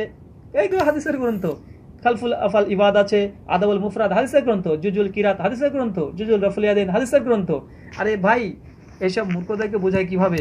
ইমাম বুখারী সহিহ বুখারীতে শুধু সহিহ হাদিসগুলো নিয়ে এসেছে, বাকি আরো গ্রন্থ, জুজুল রাফুল ইয়াদাইনে হাদিসের গ্রন্থ, জুজুল কিরাত এটা হাদিসের গ্রন্থ, আল আদাবুল মুফরাদ এটা ইমাম বুখারীর হাদিসের গ্রন্থ, ইমাম বুখারীর আরো গ্রন্থ আছে খালফু আফাল ইবাদ, এটা হাদিসের গ্রন্থ, জামে মুসনাদ এটা ইমাম বুখারীর হাদিসের গ্রন্থ। ভাই অনেকগুলো ইমাম বুখারীর কমপক্ষে 15 খানের উপরে গ্রন্থ পৃথিবীতে বিদ্যমান আছে ভাই, শুধু সহিহ বুখারীতে নয়, তার আরো হাদিস জানতেন, আরো তিনি নিয়ে এসেছেন। অনেকে মনে হয় যে সুনান আবু দাউদ, ইমাম আবু দাউদ মাত্র 5,000 হাদিস নিয়ে এসেছেন। জি না, ইমাম আবু দাউদ আরো গ্রন্থ আছে। ইমাম আবু দাউদের মারসালে আবু দাউদ আছে। ইমাম আবু দাউদের যে হাদিস বর্ণনা করেছে সেটাকে পরে মুসনাদ আবু দাউদ আছে। ইমাম আবু দাউদের আরো অনেকগুলো গ্রন্থ আছে ভাই। ইমাম আবু দাউদ মানে আবু দাউদ তাইলেসি, মুসনাদে আবি দাউদ তাইলেসি এটা ইমাম আবু দাউদের কিতাব। ইমাম তিরমিজির অনেক গ্রন্থ আছে, আমরা শুধু সুনান তিরমিজির নাম জানি না ভাই, হাদিসের তাদের আলো গ্রন্থ আছে। সুনান তিরমিজি, ইমাম তিরমিজি কিতাবুল ইলাল আছে, ইমাম তিরমিজির হাদিসের গ্রন্থ বলে শামাইলে তিরমিজি আছে, অনেকগুলো গ্রন্থ আছে। ইমাম নাসাই শুধু সুনান নাসাই নয়, ইমাম নাসাইর আরেকটু বড় কিতাব আছে সুনান নাসাইল কুবরা, বড়, প্রায় 20,000 কাছাকাছি হাদিস আছে। তো এটা হচ্ছে অজ্ঞতা নাস্তিকদের, যে ইমাম বুখারী তিনি সমস্ত হাদিস বাদ দিয়েছে। ভাই ইমাম বুখারী শুধু সহিহ বুখারী একটা গ্রন্থ নয়, তার হাদিসের আরো গ্রন্থ আছে, সেগুলো আমরা জানি, আপনাদের জানার কথা নয়, কারণ ওগুলো আরবিতে আছে, তো তাই জানেন না। ইমাম মুসলিমের শুধুমাত্র সহিহ মুসলিম নাই, তার আরও অনেক গ্রন্থ আছে। ইমাম আবু দাউদের গ্রন্থ আছে, ইমাম নাসাইর গ্রন্থ আছে। শুধু একটা হয়েছে, ওরা ভাবছে একটাই গ্রন্থ, না, তাদের হাদিসের অনেক গ্রন্থ আছে। তো যাই হোক, তিনি বুখারী পড়ে এই অভিযোগ করেছিলেন 13 নম্বর মিথ্যাচার, অজ্ঞতা। আসলে এগুলো মিথ্যাচার না, এগুলো অজ্ঞতা। আর অজ্ঞতা করলে তারা বেশি বকবে, বেশি ভুল হবে, আর মানুষ ভাববে যে মনে ঠিকই বলছে এগুলো না জানার কারণে। ঠিক এই বিষয়টি। যাই হোক, ইমাম মুসলিমের পরে অভিযোগ করেছেন যে ইমাম মুসলিমও প্রায় 99% হাদিস বাদ দিয়েছে। জি ভাই, ইমাম মুসলিমের বাদ দিয়েছে তা নাই, এটা আপনার মূর্খতা, যেটা আমরা জবাব দিয়ে দিলাম। 15 নম্বর মিথ্যাচার চলে এসেছে আবু হুরায়রার উপরে। কারণ যারা হাদিস বিদ্বেষী, তারা আবু হুরায়রাকে যদি কোনো রকমভাবে খারাপ প্রমাণ করতে পারে, তাহলে তারা সাকসেস। কেন? হাদিসের অধিকাংশ আবু হুরায়রা তিনি বর্ণনা করেছেন, তাকে যদি খারাপ প্রমাণ করতে পারে কোনোভাবে, তাহলে হাদিস সব মার খেয়ে গেল। তার জন্য তারা আবু হুরায়রার পেছে বেশি লাগে। আর মুফাসসির এই কাজটি করেছেন, ব্লগ থেকে তিনি চুরি করে, কপি করে তিনি পড়েছেন। আবু হুরায়রার উপরে বেশ কিছু মিথ্যাচার করেছে। প্রথমে বলেছেন যে আবু হুরায়রা রাদিয়াল্লাহু তাআলা আনহুর সঙ্গে আয়েশা রাদিয়াল্লাহু তাআলা আনহার একটা দ্বন্দ্ব ছিল। চ্যালেঞ্জ করলাম, দ্বন্দ্ব কোথায় আছে, প্রমাণ দেন। কোথায়? তিনি কোনো প্রমাণ দেননি, মুখে শুধু দাবি করছে। কোথায় ভাই, কোথায় আবু হুরায়রার সঙ্গে আয়েশার যে দ্বন্দ্বটা, কোথায় কোথায় দ্বন্দ্ব? আসেন একটা দলিল পেশ করেন যে কোথায় দ্বন্দ্ব ছিল, কোথায় দ্বন্দ্বটা কোথায়? চ্যালেঞ্জ থাকলো। 16 নম্বর মিথ্যাচার, যে আয়েশা রাদিয়াল্লাহু তাআলা আনহা তিনি আবু হুরায়রা রাদিয়াল্লাহু তাআলাকে তিনি মিথ্যুক বলেছে। চ্যালেঞ্জ করলাম, প্রমাণ দেন, কোথায় আছে, কোথায় বলেছে মিথ্যা? ভাই আপনি কেন মিথ্যাচার করছেন? যে কোথায় বলেছে আয়েশা রাদিয়াল্লাহু তাআলা আবু হুরায়রাকে মিথ্যুক বলেছে, কোথায়? দলিল দেন। জি, কিয়ামত পর্যন্ত সময় থাকলো, আমার লাইফ টাইম চ্যালেঞ্জ থাকলো যে দলিল পেশ করুন, সেই সনদে একটি দলিল দেন। 17 নম্বর মিথ্যাচার, যে আবু হুরায়রা প্রসঙ্গে আম্মা জান আয়েশা রাদিয়াল্লাহু তাআলা আনহা তিনি বলেছেন যে আবু হুরায়রা তুমি এমন হাদিস বর্ণনা করছো যে আমি কোনোদিনই শুনিনি। আবু হুরায়রা সম্পর্কে আম্মা জান আয়েশা নাকি এই কথা বলেছে। কোথায় বলেছে মুফাসসির সাহেব? একটু প্রমাণটা দেন। আপনি নাকি প্রমাণ ছাড়া কথা বলেন না, প্রমাণ ছাড়া কথা বলেন না। ওই ইন্টারনেটের ব্লগটা আপনার প্রমাণ, ওই ইসলাম বিদ্বেষী কোনো একটা সাইট আপনার প্রমাণ।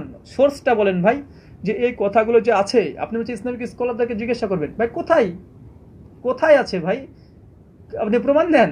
ইসলামিক স্কলার কাছে কেন যেতে হবে? আপনি ইসলামিক স্কলার, আপনি প্রমাণটা দেন। লাইফ টাইম চ্যালেঞ্জ থাকলে আপনি প্রমাণটা পেশ করবেন যে আবু হুরায়রাকে আয়েশা রাদিয়াল্লাহু তাআলা আনহা তিনি বলেছেন স্পষ্টভাবে যে তুমি মিথ্যুক, তুমি এমন হাদিস বর্ণনা করছো যেটা আমি কখনোই শুনিনি। কোথায়? জি না, চ্যালেঞ্জ করলাম।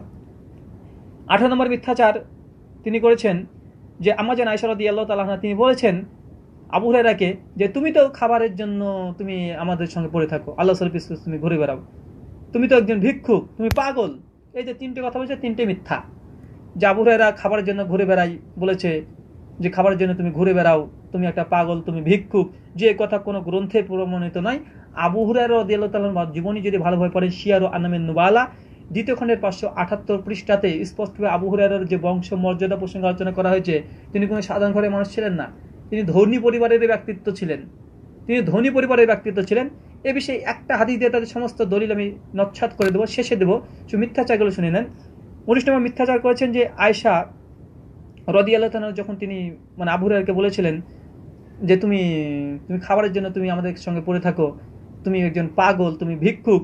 তো আবু হুরায়রা রাদিয়াল্লাহু তাআলা নাকি আম্মা জান আয়েশা রাদিয়াল্লাহু তাআলাকে তিনি বলেছেন যে আপনি তো নিজের চেহারা দেখতে সবসময় ব্যস্ত থাকেন, আপনি তো নিজের মুখ দেখতে ব্যস্ত থাকেন, আপনি হাদিস শুনবেন কখন? চ্যালেঞ্জ করলাম, কোথায় আছে এই কথা, কোথায় আছে? এই যে তথ্য দিলেন, এই তথ্যটা কোথায় আছে? লাইফ টাইম এটার চ্যালেঞ্জ থাকলে আপনি দেন প্রমাণটা। ভাই কোথায়? কুল হাত উভরানা কইন কুনতুম সাদিকিন, যদি সত্যবাদী হয়ে থাকেন তবে প্রমাণ পেশ করেন।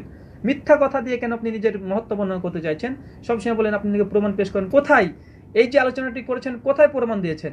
আপনি যে 24 মিনিট আলোচনা করেছেন, আপনি সবসময় বলেন যে প্রমাণ ছাড়া মুফাসসির কথা বলেন না, প্রমাণ ছাড়া। এই বক্তৃতা কোথায় প্রমাণ দিয়েছেন? দুটো প্রমাণ দিয়েছেন, যে কোরআন কমপ্লিট, তার জন্য সূরা আনাম থেকে, হ্যাঁ এটা প্রমাণ দিয়েছেন। আর সূরা কাহফ থেকে যে প্রমাণটা, ওটা তো মিথ্যা প্রমাণ দিয়েছেন। রেফারেন্সের সঙ্গে আপনার কোনো দাবির মিল নেই, ভ্রান্ত, তাও তো মিথ্যা তো আপনি বলেছেন। যাই হোক, তো আপনি এখানে গোটা বক্তৃতা আপনি দিয়ে দেন 24 মিনিট, একটা প্রমাণ নেই, অথচ 25টা পয়েন্ট আউট করেছেন। মিথ্যাচার। যদি আপনার যদি সাহস থাকে, এই বিষয়ে যদি ইলম থাকেন, ওপেন চ্যালেঞ্জ গ্রহণ করেন, ডিবেট হোক, বিতর্ক হোক, যে আপনি বিতর্ক করবেন এই বিষয়ে যে ইসলামী হাদিস সংকলনের ইতিহাস, কোনো সমস্যা নেই ভাই, আপনার সঙ্গে বিতর্ক করতে রাজি আছি। আর আমি জানি যে আপনি কোশ্চেন কাল আপনি আসবেন না, ফাইল্লাম তাফালু, আপনি কখনোই এর প্রমাণ পেশ করতে পারবেন না, ওয়ালাম তাফালু, তারা কোশ্চেন কালেও এটা সক্ষম হবে না। সূরা বাকারা নম্বর 23 এবং 24। 20 নম্বর মিথ্যাচার, যে আসলে এগুলো অপ্রাসঙ্গিক কথা তিনি বলেছেন, তিনি তখন এগেছে ভিডিওর মধ্যে। দেখুন আবু হুরায়রা কিন্তু আবু হুরায়রা কিন্তু মুয়াবিয়ার কাছে থাকতেন। আপনারা জানেন আবু হুরায়রা কিন্তু মুয়াবিয়ার দিকে থাকতেন। আপনারা বুঝতে পারছেন বিষয়টা কোন দিকে গড়ছে। আসলে তিনি নিজে বোঝেননি যে আবু হুরায়রা মুয়াবিয়ার কাছে থাকতে তো কি হয়েছে, কি সমস্যা। মুয়াবিয়া খলিফা, আবু হুরায়রা সাহাবী, তো তার কাছে থাকতে পারে, আমরা দুজনকে ভালোবাসি, তো ক্ষতি কি রে ভাই। আসলে তিনি নিজে বোঝেননি, তার জন্য ওইভাবে বলছেন। যাই হোক, এটা কোনো অজ্ঞতা তার জন্য প্রশ্নটি করেছিলেন, যে আপনারা বুঝতে পারছেন বিষয়টা কোন দিকে ঘুরছে। আসলে নিজে বোঝেনি, ওই ব্লগে আছে ওটা পড়ে দিয়েছে, আর একটু অভিনয় করছেন, মূর্খ জাহেল সব। জি, 21 নম্বর তার অজ্ঞতা মিথ্যাচার। যে ওমর বলেছিল, ওমর আবু হুরায়রাকে বলেছিল, যদি তুমি মিথ্যা কথা বলে বন্ধ না করো তাহলে তোমাকে দেশ থেকে তাড়িয়ে দেওয়া হবে। চ্যালেঞ্জ করলাম যে ওমর বিন খাত্তাব কোথায় এ কথা বলেছিল, কোথায় বলেছিল, আপনি প্রমাণ পেশ করেন। আপনি প্রমাণ পেশ করেননি, কোনো প্রমাণ পেশ করেননি। আপনাকে একটা শুধুমাত্র তথ্য আমি দিয়ে দিই, যে ওমর বিন খাত্তাব আবু হুরায়রা কি তাড়িয়ে দেওয়ার কথা বলেছিল না তার প্রশংসা করেছে, একটু দেখে নেবেন। দলিলটা আমি আপনার সামনে দিয়ে দিচ্ছি, পড়ছি দেখেন ঘটনাটি। যে আবু হুরায়রা রাদিয়াল্লাহু তাআলা আনহু ওমর বিন খাত্তাব যখন বাহরাইনের গভর্নর করার জন্য সিদ্ধান্ত নিলেন আবু হুরায়রা রাদিয়াল্লাহু তাআলা আনহুকে, সেই সময়কার ঘটনা বর্ণনা করা হচ্ছে। ঘটনা হচ্ছে কিতাবুল খারাজ আবি ইউসুফ পৃষ্ঠান 214তে আছে। আরও আছে হাদিসটা আনারুল কাসিফ ফি মুআল্লিম 213 পৃষ্ঠাতে এই ঘটনাটা বর্ণনা করা আছে। তিনি রেফারেন্স দেননি, তিনি শুধুমাত্র পড়েছেন, কিন্তু এখানে কি আছে আপনি বুঝতে পারবেন। দেখেন কি বলছেন। আবু হুরায়রাকে যখন গভর্নর করে পাঠানো হলো, সেই সময় তিনি দায়িত্ব গ্রহণ করে 1 বছরের মাথায় আবু হুরায়রা বাৎসরিক হিসাব নিয়ে মদিনায় আসলেন। সাথে ছিল সাথে কেন্দ্র প্রদানের জন্য 4 লাখ দিনারের মধ্যে 1 বছরে 4 লাখ দিনার ও ওমর টাকার আধিক্য দেখে আশ্চর্য হয়ে যান। তিনি প্রশ্ন করলেন, তুমি কার প্রতি জুলুম করনি? তো জবাবে এখানে ঘটনা হচ্ছে আবু হুরায়রাকে যখন ওমর বিন খাত্তাব তিনি পাঠিয়েছিলেন গভর্নর হিসাবে, তাকে ব্যবসা করার জন্য কিছু টাকা দিয়েছিলেন, যে 4 লাখ দিনার। এই 4 লাখ দিনার থেকে এত পরিমাণে তিনি লাভ করেছিলেন যে ওমর বিন খাত্তাব তিনি তাজ্জব হয়েছেন, যে এত তিনি লাভ করলেন কিভাবে, এত টাকা বৃদ্ধি হলো কিভাবে, আশ্চর্য হয়ে যান। তার জন্য ওমর বিন খাত্তাব তিনি প্রশ্ন করছেন আবু হুরায়রাকে, তিনি প্রশ্ন করলেন, তুমি কি কারোর নিকটে জুলুম করনি তো? জয় তিনি বললেন না, আবু হুরায়রা বললেন না। তবে তিনি প্রশ্ন করলেন, তুমি কারো প্রতি জুলুম করনি তো? জবাবে তিনি বললেন না। কারো সম্পদ অন্যভাবে গ্রহণ করনি তো? জবাবে আবু হুরায়রা বললেন না। তারপর দেখেন, তোমার নিজস্ব কি আছে? তিনি জবাবে বললেন 20,000 রিয়াল। আর ওমর রাদিয়াল্লাহু তাআলা জিজ্ঞাসা করলেন, কোথায় পেয়েছো? তিনি বললেন যে ব্যবসা করেছি। অন্য riwayate তিনি ব্যবসা সম্পর্কে বিস্তারিত বর্ণনা করেন। ওমর বিন খাত্তাব বলেন যে তোমার মূল ধন গ্রহণ করো আর লাভ্যাংশ বাইতুল মালের উপরে তুমি দিয়ে দাও। তো এইখানে স্পষ্ট এই ঘটনা শুধুমাত্র তারা প্রথম অংশটাকে তারা গ্রহণ করেছে। পাশ্চাত্য যারা আছে, যেটা মুফাসসির তিনি জানে না, এই দলিলটা যে দলিলটা পড়লাম চ্যালেঞ্জ করছে, দলিল জানে না, এই দলটা জানে না, অনেক কষ্ট করে খুঁজে বের করতে হয়েছে। যাই হোক, আবু হুরায়রাকে যখন ইসে পাঠানো হয়েছে গভর্নর হিসাবে বাহরাইনে যখন পাঠানো হয়েছিল, সেই সময় তিনি ওখানে গিয়ে তিনি ব্যবসাও করেছিলেন। তো ওমর বিন খাত্তাব কিছু টাকা তাকে দিয়েছিল। তিনি যখন 1 বছর পর তিনি যখন আবু হুরায়রা যখন ফিরে আসছে, তো টাকাটা দ্বিগুণ হয়ে গেছে। এসে ওমর বিন খাত্তাবের হাতে পুরো টাকাটা দিয়ে দিচ্ছে। ওমর বিন খাত্তাব তিনি দেখে তাজ্জব, যে এত টাকা আসলো কিভাবে। তখন প্রশ্ন করছে, তুমি কি আরো জুলুম করনি তো? অন্য টাকা নেছো নি তো? বলছে না। তোমার এখানে কি টাকা ছিল? তো মাত্র 20,000 দিরহাম। তো ওমর বিন খাত্তাব সঙ্গে সঙ্গে ঠিক আছে, তাহলে যে টাকা আছে তুমি বাইতুল মালে দিয়ে দাও, তোমারটা তুমি নিয়ে নাও। আবু হুরায়রা সেটা করে দিয়েছে। তো ভাই, এই যে বললো যে ওমর বিন খাত্তাব তাকে বলেছে যে তুমি মিথ্যুক, বা তুমি মিথ্যা না বলে তোমার দেশ থেকে তাই দেবো, কোথায় বলেছে ভাই? তার তো প্রশংসা করেছে, এই ঘটনা স্পষ্ট প্রমাণিত। আর আপনি যে কথা বলছেন কোনো রেফারেন্স দেননি, আমি আপনাকে স্পষ্ট রেফারেন্স দিলাম। যাই হোক, তিনি আবার ঘুরে এসেছেন, মুফাসসিল এলো পাথরে আলোচনা করেছে, কখন কোথায় চলে যাচ্ছে তিনি নিজে জানেন না। আসলে তিনি এই যে গবেষণাটা, তিনি যে আলোচনাটা করেছেন, তিনি এই বিষয়ে তার জিরো পরিমাণে জ্ঞান নেই। যারা ভিডিও দেখবেন তারা বুঝতে পারবেন, তিনি রিডিং পড়ছেন, তার এই বিষয়ে ইলম নেই, শুধু রিডিং পড়ে চলছেন। তাহলে এলো পাথরে আলোচনা, তার জন্য সেভাবে করতে হচ্ছে, শুধু পয়েন্ট নোট করেছে তাই। তিনি বলছেন যে বুখারীর হাদিস মানা যাবে না এই কারণেই যে বুখারী কোরআনের বিরুদ্ধে হাদিস আনয়ন করেছেন, সরাসরি কোরআনের বিরুদ্ধে, সরাসরি এইভাবে বলছে। একটা দলিল পেশ করেন, ইমাম বুখারী সহিহ বুখারীতে হাদিস নিয়ে এসেছে যেটা কোরআনের সঙ্গে সাংঘর্ষিক, একটা দলিল পেশ করেন।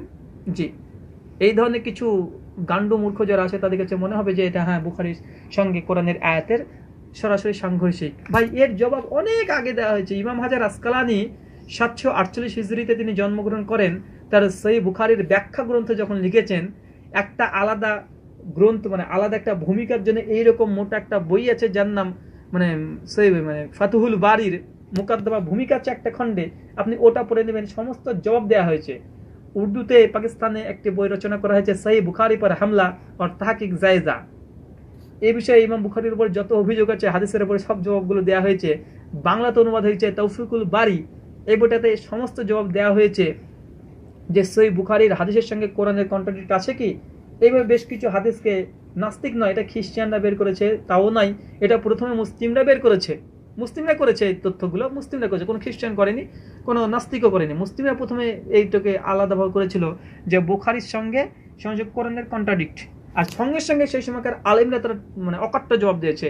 এটা আপনি বাংলাতে এখন অনুবাদ করা হয়েছে, বইটা তৌফিকুল বারী লিখেছেন হাফেজ জুবাইর আলী জাই, তিনি লিখেছেন। বইটা আপনি পড়ে নেবেন, কোনো দলিল আপনি দিতে পারবেন না যেখানে বুখারীর সঙ্গে সরাসরি কন্ট্রাডিক্ট আছে। তিনি উদাহরণ একটি পেশ করেছিলেন। তিনি দেখুন বলছেন যে এই যে পাথর ছুঁড়ে হত্যার বিধান, এটা বুখারীতে পাথর ছুঁড়ে মানে তিনি বলছেন যে বুখারীর সঙ্গে কোরআনে কন্ট্রাডিক্ট কোথায়, যে পাথর ছুঁড়ে হত্যা করা কোরআনে আছে, পাথর ছুঁড়ে হত্যা করতে হবে, এটা বুখারীর হাদিস। চ্যালেঞ্জ করলাম, এটা বুখারীর হাদিস কোথায় আছে বের করুন। যে পাথর ছুঁড়ে রজম করার আয়াত মানে হাদিস, এটা বুখারী? জি না, এটা মিথ্যাচার, অজ্ঞতা, জাহেলি পুনর্মা করেছেন, এটা বুখারী হাদিস না, এটা সেই মুসলিমের হাদিস। যাই হোক, তবে তিনি বলছেন যেই হাদিস মানে যেই আয়াতগুলোকে মানে ছাগলে খেয়ে নিয়েছিল, মানে কিছু আয়াতকে সুনান ইবনু মাজার একটা হাদিস আয়েশা রাদিয়াল্লাহু তাআলা সূত্রে বর্ণনা আছে যে কি একটা আয়াত রজমের আয়াত আর 10 বার দুধ পান করার হাদিসটাকে ছাগলে খেয়ে নিয়েছেন। ভাই হাদিসটা যায়িফ, এটার কতবার জবাব দিব? নাস্তিকদের সব হচ্ছে এটাই যে তারা যখন কোনো অভিযোগ করে আমাদের তরফ থেকে অকাট্য জবাব তাদেরকে দিচ্ছি, তারা রিভার্ট মানে আবার তারা জবাব না দিয়ে ঠিক একই অভিযোগ করে তারা প্রত্যেকটা ভিডিওতে করে চলে যায়, প্রত্যেকটা ভিডিওতে। আরে ভাই, আমরা তো আপনাদের অভিযোগের জবাব দিচ্ছি, তো আমাদের জবাবগুলো খণ্ডন করুন, খণ্ডন করুন, করার পরে তো আপনি আবার অভিযোগটা রাখবেন। আপনি যে একটা অভিযোগ করছেন, আমি তো অভিযোগ খণ্ডন করে দিলাম। এই যে হাদিস প্রসঙ্গে সংকলন প্রসঙ্গে আপনার প্রত্যেকটা আমি পয়েন্ট বাই পয়েন্ট আপনাকে জবাব দিচ্ছি। আর তারপরে আপনারা এই অভিযোগগুলো এই ভিডিও শোনার পরেও আপনি আবার যখন ফোনে আলোচনা করবেন, কোনো জায়গায় আলোচনা করবেন, আবার এগুলোই আপনি আবার বলবেন যে হ্যাঁ এ হয়েছে, আবু হুরায়রা হয়েছে, ইমাম বুখারী হয়েছে, বা জবাব দিচ্ছি। তারপরে কেন এরকম মিথ্যাচার? তার মানে আপনার মুক্ত মনে নন, আপনার জবাব দেন পাল্টা। জবাব দেওয়ার পরে আপনাকে দাবিকে আপনি ঠিক মনে করুন, আপনার দাবিকে ভুল প্রমাণ করে দিলাম অলরেডি। তারপর তিনি বলছেন যে ইমাম বুখারী 5 বছর 7 বছর 8 বছরের সাহাবা রাদিয়াল্লাহু তাআলা আনহুদের কাছ থেকেও হাদিস নিয়েছেন, যদি যারা সাহাবী নন। তো ভাই সাহাবী যদি না হয় তোর কাছ থেকে হাদিস নিয়েছে, সমস্যা কোথায়? হাদিসের 3টে ভাগ আছে, সকলে জানে, হাদিসে মারফু, হাদিসে মাওকুফ, হাদিসে মাকতু। তো ছোট ছোট সাহাবা রাদিয়াল্লাহু তাআলা আনহুদের যারা ছিল 5 বছর 7 বছর 8 বছর, তাদের কাছে ইমাম বুখারী হাদিস নিয়েছে বলে কি হাদিস জাল বা যায়িফ হয়? মহামূর্খ গণ্ডমূর্খ ছাড়া এই অভিযোগগুলো কেউ করবে না। তো ছোট ছোট সাহাবী যদি হয়, যদি 5-7 বছর হয়, তো এটা মারফু হবে না, মাওকুফ হবে। তো মাওকুফ হাদিসটা সহিহ, এটা কোনো সমস্যা নেই। এটা সমস্যা কোথায় 5 বছর 7 বছর? আর এটা কোনো ব্যাপার না। বাস্তব দেখেন যে একজন 7 বছরের ছেলে কোরআনের হাফেজ হয়ে যায়, 7 বছরের 9 বছরের ছেলে হাফেজ হয়ে যায়। তো এখানে বা তার তাহলে কি আপনি তাকে বলবেন যে তার কোরআন মানে শুদ্ধ না, বা কোরআন ঠিক হয়নি, বা কোরআন মুখস্থ নেই? তো 5-7 বছরের ছেলে বা 8 বছর 9 বছরের ছেলে কেউ সাহাবা রাদিয়াল্লাহু তাআলার মধ্যে হাদিস যদি মুখস্থ যদি থাকতো, ইমাম বুখারী তাদের কাছে হাদিস গ্রহণ করেছে, তো সমস্যা কোথায় ভাই? আর ইমাম বুখারী শুধু এই হাদিস যে নিয়েছে এমনটি নয়, অনেকের ধারণা আছে ইমাম বুখারীর উপরে অভিযোগ দিলে হয়ে যায়। জি না ভাই, ইমাম বুখারী যে হাদিসটা নিয়েছে ওই সনদে আরো অনেক হাদিস আছে। আনাস বিন মালিক তিনি ছোট ছিল, ইমাম বুখারী শুধু আনাসের কাছ থেকে হাদিস নিয়েছেন তা নাই, আনাস ছোট 5 বছর। ওই আছে আবু হুরায়রার কাছ থেকে হাদিস নিয়েছে, একই মতন একই ব্যাপারে হাদিস নিয়ে এসেছে, একইবারে জাবের বিন সামুরার কাছ থেকে একই বিষয়ে হাদিস নিয়ে এসেছে। তো এই অভিযোগ আপনাদের নচ্ছাদ বাতিল হয়ে যাবে যে আনাস ছোট বলেই তার হাদিস জাল হবে, এটা মিথ্যা ধোঁকাবাজি। কেন ইমাম বুখারী শুধুমাত্র একজন রাবী থেকে হাদিস নিয়েছে এমনটি নয়, ওরকম আরো 20 জন রাবীর কাছ থেকে হাদিস নিয়ে শ্রবণ করে তারপরে তিনি নিয়েছেন। তাই এটা হাদিসের উসুল, হাদিস না জানা একটা অজ্ঞতা, জাহালাত ছাড়া কিছু না। তারপর তিনি বলেছেন ইমাম গাজ্জালি, তিনি আবার বলেছেন যে শুধু সাহাবী আল্লাহ রাসূলকে দেখলে হবে না, যুদ্ধে অংশগ্রহণ করতে হবে তবে সাহাবী। এটা মূর্খতা, চরম মূর্খতা। এই কথা তিনি প্রমাণ দেননি, শুধুমাত্র বলে চলেছেন ছাগলে মানে মুখস্থ পড়ে চলে গেছে, রিডিং পড়ে চলে গেছে, আর শুধু বলছে বুঝতে পারছেন। তার মানে ব্যাপারটা কোন দিকে ঘুরছে, আসলে তিনি নিজে বোঝেননি যে ব্যাপারটা কোন দিকে ঘুরছে। ইমাম গাজ্জালি কেন বলেছে, মানে সংজ্ঞাটা কেন দিয়েছে? আচ্ছা, সংজ্ঞা সাহাবীর সংজ্ঞা হচ্ছে কি, যে ব্যক্তি আল্লাহ রসুলকে দেখেছে, ইমানের সঙ্গে মৃত্যুবরণ করেছে, এ হচ্ছে সাহাবী। এখানে প্রশ্ন আসতে পারে যে আবু জাহেল আল্লাহ রসুলকে দেখেছে, তিনি কি তার সাহাবী? জি না, দেখলে শুধু সাহাবী না, তার জন্য এখানে কি ইমানের সঙ্গে দেখেছে এবং ইমানের সঙ্গে মৃত্যুবরণ করেছে, তারা সাহাবী। যেন অনেক মানুষ সেই সময় আল্লাহ রসুলকে দেখেছে, মুনাফিকি করেছে, ভিতরে ইমান নেই, তো এরা সাহাবীর অন্তর্ভুক্ত নাই। সংজ্ঞাটা দেখেন, এর মধ্যে সব জবাব হয়ে যাবে। তো ইমাম গাজ্জালি তিনি কি বলেছেন, যে ইমাম গাজ্জালি এটাকেও তিনি অ্যাকসেপ্ট করেছেন যে হ্যাঁ অবশ্যই যে আল্লাহ রসুলকে দেখেছে, ইমাম গাজ্জালি এটাকে অ্যাকসেপ্ট করেছেন। তো সাহাবীর ওখানে দুটো শব্দ আছে, এক আল্লাহ রসুলকে দেখেছে ইমানের সঙ্গে মৃত্যুবরণ করেছে। সাহাবীর সঙ্গে দুটো, এক ইমানের সঙ্গে দেখতে হবে, ইমানের সঙ্গে মৃত্যুবরণ করতে হবে, এটা সাহাবী। ইমাম গাজ্জালি যেটা শর্ত লাগিয়েছে যে আল্লাহ রসুলকে সঙ্গে যুদ্ধে অংশগ্রহণ করেছে, এদেরকে সাহাবী বলতে হবে। তো ইমাম গাজ্জালির মতে, তিনি বলছেন ইমাম গাজ্জালির মতে তার মানে যে ইমাম বুখারী 5 বছর 6 বছর ছেলেদেরকে তিনি হাদিস নিয়েছেন, যুদ্ধে অংশগ্রহণ করেনি, অতএব ইমাম বুখারীর অনেক হাদিসই জাল হবে। ভাই জাল কোনো দিনই হবে না। তো যদি যুদ্ধে অংশগ্রহণ নাও করে, তো ইমাম বুখারী যাদের কাছে হাদিস নিয়েছে আনাসের থেকে, তার ছোট ছিল, তো ইমাম আনাসের থেকে ওই হাদিসটা নিয়ে আসেন। ইমাম বুখারী ওই হাদিসের পক্ষে আরো 3-4টা হাদিস নিয়ে এসেছে। ইমাম বুখারী একটা হাদিস একটাই নিয়ে এসেছে, একটা বিষয় পরে একটা নয়। আনাসের যদি বাদ যায় তাহলে আরো অন্য হাদিস আছে, তো অন্য হাদিসের সমর্থনে আনাসের কথা সত্যতা প্রমাণ হয়ে যায়। তাই ইমাম গাজ্জালির কথা দিয়ে রদ করে, এটা মূর্খ জাহেল ছাড়া কেউ এগুলো বুঝবে না। আর এগুলো গভীর আলোচনা না ভাই, এই বিষয়ে পরে পিএইচডি করা যায়। মদিনা ইউনিভার্সিটিতে 5 বছরের পিএইচডি হয় হাদিসের সংকলনের উপরে, হাদিসের রিজাল্ট শাস্ত্রের উপরে। একটা ব্লগে 2 লাইন পড়ে বসে পুরো পণ্ডিত্য দেখেছেন, ওটা ব্যাপারটা অত সোজা নয় যে আমি একটা বাজারে গেলাম আর একটা বাংলাদেশের সংবিধান বা ইন্ডিয়ান সংবিধান আনলাম, হড়হড় করে একবার পড়ে চলে গেলাম, পড়ে গিয়ে হ্যাঁ আমি এখন উকিল। একবার সংবিধান রিডিং করে নিলে উকিল হওয়া যায় না ভাই। একবার সংবিধান পড়ে আপনি ওকালতি করতে যাবেন, আপনাকে তো চোরে আপনার উপরেই দেখা যাবে ধরে আপনি বলছেন না আমি উকিল কিছু মানবো না, আমি সংবিধান পড়েছি, আমি আজ থেকে লড়বো। জি না, অত সোজা জিনিস যেমন নয়, ঠিক এটাই নয় যে একটা ব্লগ থেকে পরে আপনি হড়হড় করে মিথ্যাচার, এই প্রত্যেকটা বিষয় যদি উপস্থাপন করছি, এগুলো নিয়ে স্বতন্ত্র আলাদা আলাদা আলোচনা করা যায়। দীর্ঘ বই আছে আবু হুরায়রার উপরে স্বতন্ত্র একটা বই আছে, আবু হুরায়রার উপরে গবেষণা করে বই লেখা, আবু হুরায়রার উপরে গবেষণা করে, তার হাদিসের উপরে গবেষণা করে একটা আলাদা গ্রন্থ রচনা করা হয়েছে। এইসব জাহেল এগুলো না দেখেছে, শুধুমাত্র ফেসবুক এই বিভিন্ন ব্লগ থেকে মুখস্থ পড়ে, রিডিং পড়া মুখস্থ না, রিডিং পড়ে লাইভে এসে বললেই হয়ে গেল। যাই হোক, সর্বশেষ তিনি বলেছেন 26 নম্বর কথা, যে হাদিস সংকলনের ইতিহাস দেখলেই বোঝা যায় যে ইসলাম ধর্ম একটি মিথ্যা। তিনি বলছেন এতগুলো মিথ্যাচার করেছে, আবার যে হাদিস সংকলন ইতিহাস দেখলেই বোঝা যায় যে ইসলাম ধর্ম একটি মিথ্যা। বা হাদিস সংকলন দেখলেই বোঝা যায় যে ইসলাম ধর্ম একটা মিরাক্কেল। কেন?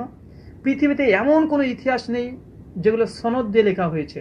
সনদ দিয়ে দেখেন, ইমাম বুখারী 194 হিজরিতে তিনি জন্মগ্রহণ করছেন, আপনাকে দিয়ে বোঝায়। ইমাম মালিক 93 হিজরিতে তিনি জন্মগ্রহণ করেছেন। তিনি কথা নকল করছেন কার? মুহাম্মদ সাল্লাল্লাহু আলাইহি সাল্লাম এই কাজটা করেছে। তো মুহাম্মদ সাল্লাল্লাহু আলাইহি সাল্লাম কাদেরকে বলছেন? সাহাবা রাদিয়াল্লাহু তাআলা আনহুদেরকে। সাহাবীদের সময় ছিল 80 হিজরি পর্যন্ত। ইমাম মালিক জন্মগ্রহণ করছে 93 হিজরিতে। ইমাম মালিক দেশে 20 বছর পরে তিনি মুওয়াত্তা মালিক গ্রন্থটি রচনা করেছেন। তো তিনি কি, ইমাম মালিক যখন গ্রন্থ রচনা করেছেন তখন তিনি তার শিক্ষক হলেন তাবেঈ, তখন আতা বিন আবি রবা, আমি ধরে নিলাম যে আতা বিন আবি রবা, তিনি 114 হিজরিতে মৃত্যুবরণ করেছে। আতা বিন আবি রবা, ইমাম মালিক দেখছে আতা বিন আবি রবার কাছ থেকে একটা হাদিস শুনছে কি, যে প্রতিদিন 5 ওয়াক্ত নামাজ পড়তে হবে, একটা হাদিস, এটা মুসলিমদের জন্য ফরজ। ইমাম মালিক দেখেন 93 হিজরিতে তিনি জন্মগ্রহণ করে। ইমাম মালিক আতা বিন আবি রবা একজন তাবেঈ, তার কাছে হাদিস শুনছে যে 5 ওয়াক্ত নামাজ পড়তে হবে। ওই তাবেঈ কার কাছে শুনছে? আবু হুরায়রার কাছ থেকে। কারণ তাবেঈ কাকে বলে? যে সাহাবীকে দেখেছে, সাহাবীর কাছে হাদিস শুনেছে। তাবেঈ তখন বলছে যে আমি আবু হুরায়রার কাছ থেকে হাদিস শুনেছি, তিনি বলেছেন আল্লাহ রাসূল বলেছেন। তো ভাই মাঝে কি একটা ব্যক্তির মধ্যে দেখেন 100 বছর কভার হয়ে গেল। এই সনদে পৃথিবীর আর অন্য কোনো ইতিহাস নেই যে সনদ দিয়ে এই বই সংকলন করা হয়েছে। দেখেন স্বয়ং বাইবেল 300 হিজরি, যীশু খ্রিস্টের ক্রুশবিদ্ধর 300 বছর পর, তথাকথিত ক্রুশবিদ্ধ 300 বছর পর বাইবেলকে সংকলন করা হয়। বাইবেলে কোনো সনদ নেই, কিন্তু হাদিস দেখেন সনদ। পৃথিবীর ইতিহাসের কোনো জায়গাতে দেখাতে পারবেন যে সনদ দিয়ে, অর্থাৎ রেফারেন্স দিয়ে, যে আমি শুনেছি ওর কাছ থেকে, ও শুনেছি ওর কাছ থেকে, ও শুনেছি ওর কাছ থেকে, তারপরে এই চেন দিয়ে তারপরে একটা হাদিস, একটা কথা গ্রহণ করছে? জি নেই। তাই হাদিস যে বই সংকলন করা হচ্ছে এটা একটা মিরাক্কেল, বিজ্ঞান, সায়েন্স, এটা একটা সায়েন্স। যে এইভাবে কেউ আজ পর্যন্ত কোনো ইতিহাস, কোনো ব্যক্তির জীবনের সমস্ত ঘটনা কেউ লিপিবদ্ধ করেনি, যেটা ইসলাম শিখেছে। হাদিস সংকলনের ইতিহাস যদি পড়া যায় বোঝা যাবে যে হাদিস মানে সংকলনের একটা নতুন বিজ্ঞান লুকে আছে। কেন? এই যে সনদের ব্যাপার কেউ করেনি আজ পর্যন্ত, কোনো ইতিহাসে নেই, এখন পর্যন্ত নেই। কেউ বলতে পারেন যে হিটলার এই কথা বলেছে, আমি বলে দিলাম হিটলার এই কথা বলেছে, তো কোথায় বলেছে ভাই হিটলার এই কথা? নেতাজি সুভাষচন্দ্র বলেছে তোমরা আমাকে রক্ত দাও, আমি তোমাদেরকে স্বাধীনতা দেবো। তো ভাই নেতাজির কথা প্রমাণ কোথায়? কোথায় বলেছে নেতাজি কোথায় বলেছে? কোনো প্রমাণ নেই। কিন্তু ইমাম বুখারী, মুসলিম, আবু দাউদ, তিরমিজি, ইবনে মাজাহ, ইসলামের যত ইতিহাস মানে হাদিসের গ্রন্থ লেগেছে, সনদ ইমাম বুখারী বলছে যে আমি আমার উস্তাদ আতা বিন আবি রাওয়ার কাছ থেকে এই হাদিস শুনেছি। আতা বিন আবি রাওয়া তিনি একজন তাবেঈ, তিনি তখন বলছেন আমি শুনেছি আবু হুরায়রার কাছ থেকে। হয়ে গেল হাদিস, কারণ আবু হুরায়রা সরাসরি আল্লাহ রাসূলের কাছে শুনেছে। ইমাম বুখারী যদিও 194 জন্ম, তো ইমাম বুখারী দেখছে আতা বিন আবি রাওয়ার কাছ থেকে হাদিস নিয়েছে, আতা বিন আবি রাওয়ার কাছ থেকে নিয়েছে, সেই বুখারীতে আছে, সেই বুখারী বাব 111। আতা বিন আবি রাওয়া একজন তাবেঈ, 114 হিজরিতে মৃত্যুবরণ করে। আতা বিন আবি রাওয়ার কাছ থেকে দেখেন হাদিস নিল, দিয়ে মাত্র দুটো একটা আছে বুখারীর সুলসিয়াত, অর্থাৎ 3টে প্রজন্মের মধ্যে হাদিস আল্লাহ রাসূলের পর্যন্ত পৌঁছে গেছে, অনেক হাদিস আছে। তাই এগুলো অজ্ঞতা ছাড়া কিছু নয়। হাদিস সংকলনের ইতিহাস দেখলেই একজন অমুসলিম এসে ইসলাম কবুল করতে বাধ্য। কেন? যে একজন মানুষের জীবনী সনদ দিয়ে লিপিবদ্ধ করা হয়েছে, রেফারেন্স দিয়ে, যে আমি এর কাছে শুনেছি, এর কাছে শুনেছে, এর কাছে শুনেছে। 19-20 হয়ে গেলেই সমস্যা আছে। যাই হোক, তারপরে বলেছেন যে জাকির নায়েক তিনি 50, 100, 150 বছর বলেছে। এটা থেকে প্রমাণিত হয় জাকির নায়েক ইসলামিক স্কলার হতে পারে না। কেন? তিনি এইসব বিষয়ে জ্ঞান নেই, তিনি এইসব বিষয়ে কথা বলেছেন।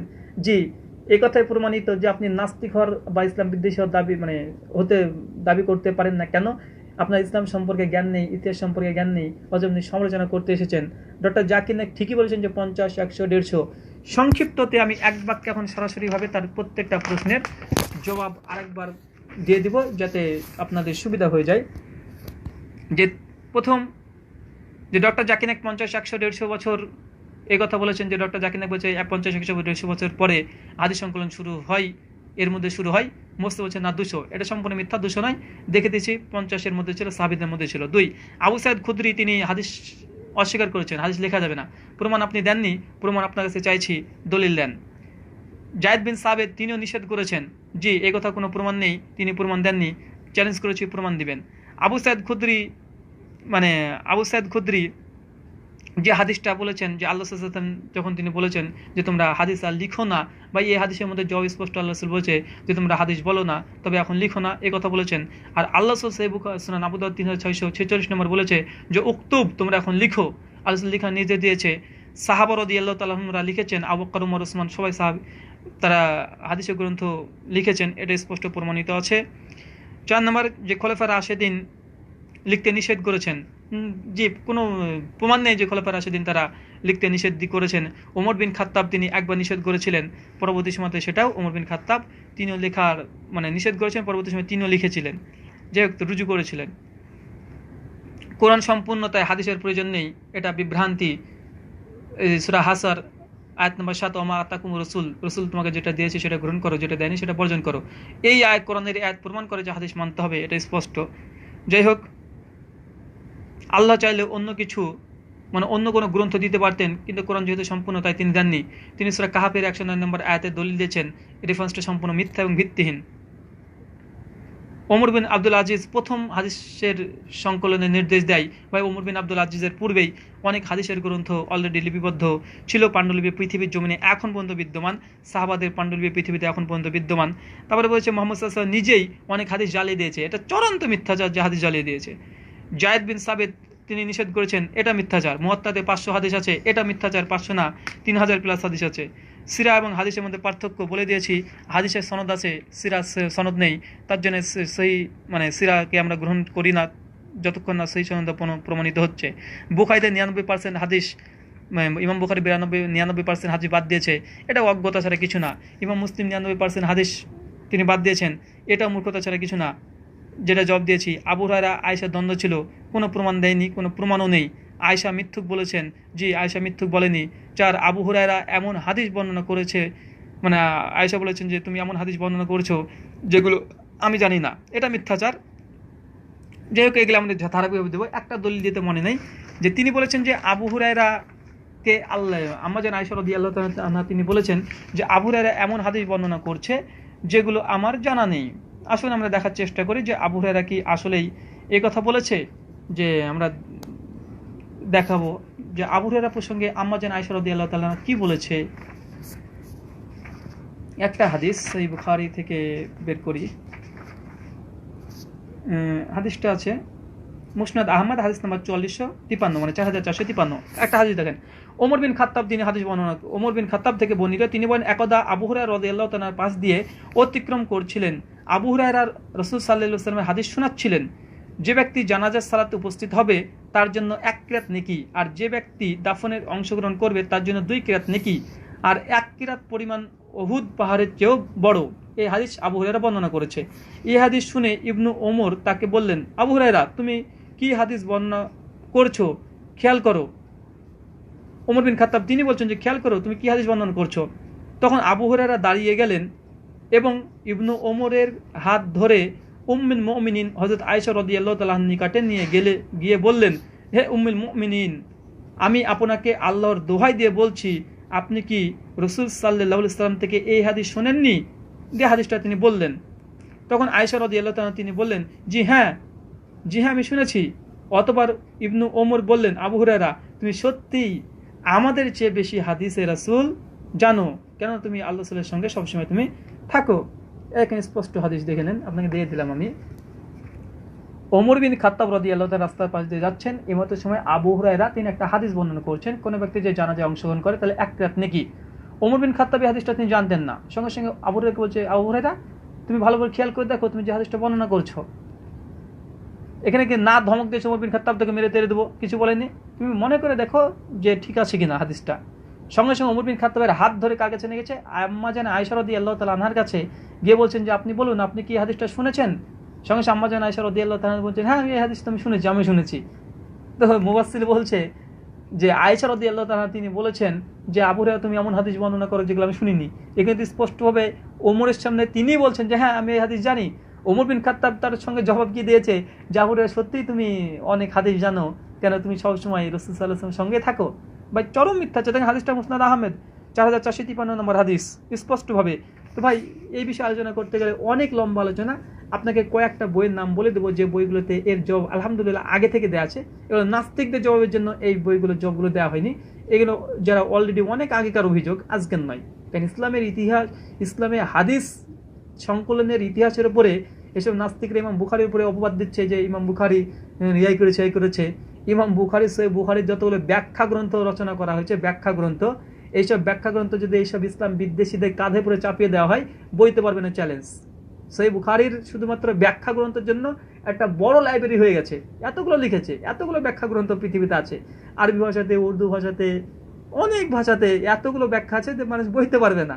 আর ইমাম বুখারীর প্রসঙ্গে এরকম কথা, আবু হুরায়রা প্রসঙ্গে এমন কথা, এসব মিথ্যাচার যারা করছে, আল্লাহ সুবহানাহু ওয়া তাআলা তাদের উপরে আলোচনার পক্ষ থেকে অভিষেক বর্ষণ করুক। যারা এইসব মিথ্যাচার করছে জানা বোঝার পরেও, আর যদি না জানার কারণে করে থাকে, আল্লাহ সুবহানাহু ওয়া তাআলা এইসব ব্যক্তিদেরকে সত্যটাকে জানার জন্য তৌফিক দান করো, আল্লাহুম্মা আমিন। আমরা এতটাই বলতে পারি।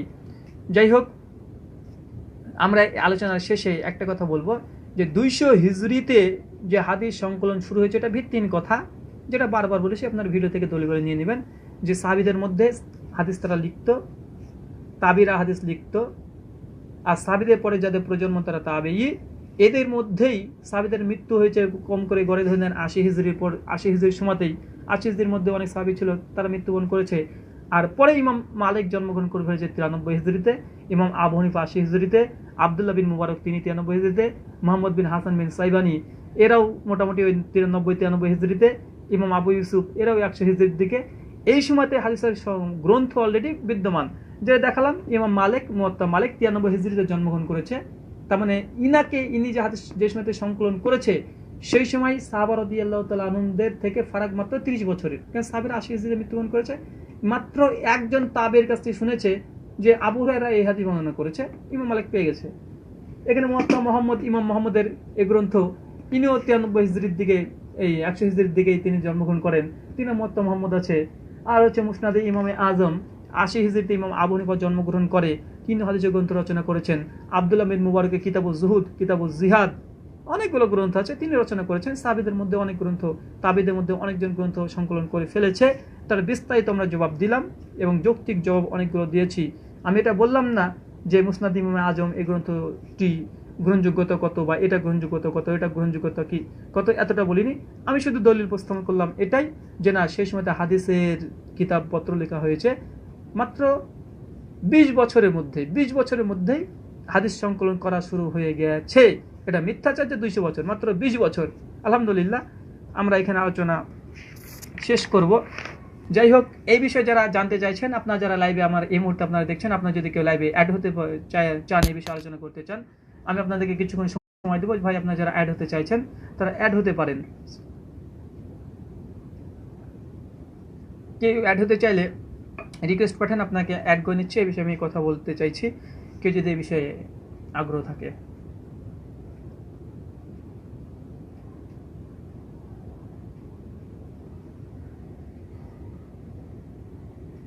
একজন লিখেছে ওভে জানেত, কি যে ভাই 93-তে জন্ম নিয়েই কি লেখা শুরু করে দিয়েছে?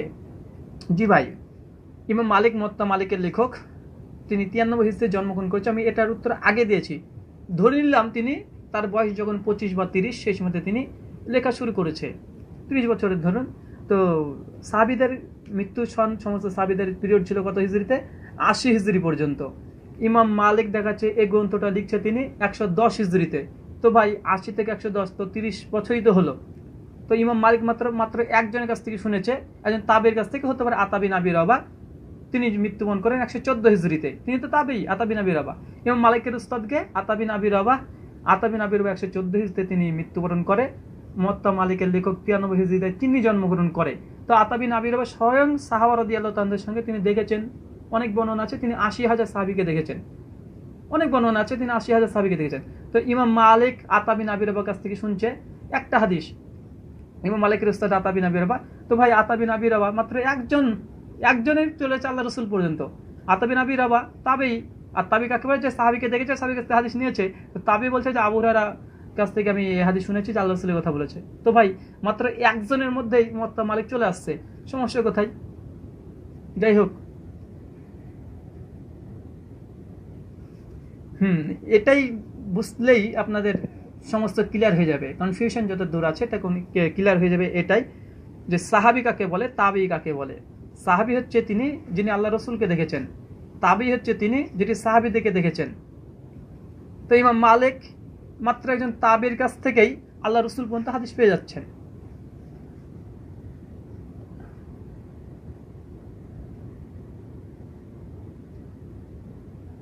কেউ যে লাইভে এই মুহূর্তে অ্যাড হতে চান, আপনাদেরকে অ্যাড করব।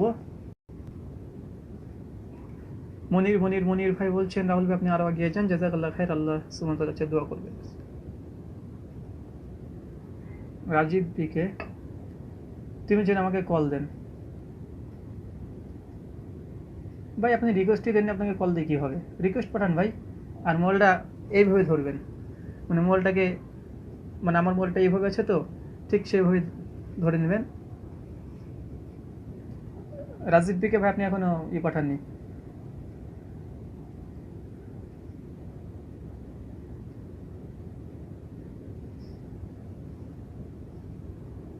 আচ্ছা, এ বিষয়ে কোনো নাস্তিক যদি থাকে আপনারা সরাসরি আপনারা লাইনে আসতে পারেন, যে হাদিস সংকলন নিয়ে আপনাদের যদি কোনো অভিযোগ থাকে আপনারা সেই অভিযোগগুলো করতে পারেন। সরাসরি আপনাদের কাছে আলোচনা করতে চাইছি।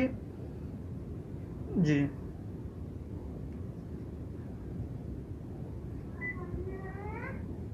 কারা আছে?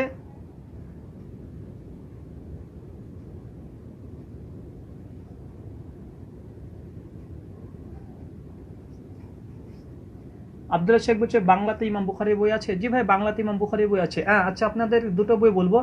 এই যে নাস্তিকরা বর্তমান যেসব অভিযোগ করছে, আসলে এগুলো নাস্তিকের অভিযোগ না, এগুলো অনেকদিন আগে মুসলিমরাই করেছে, ঠিক আছে?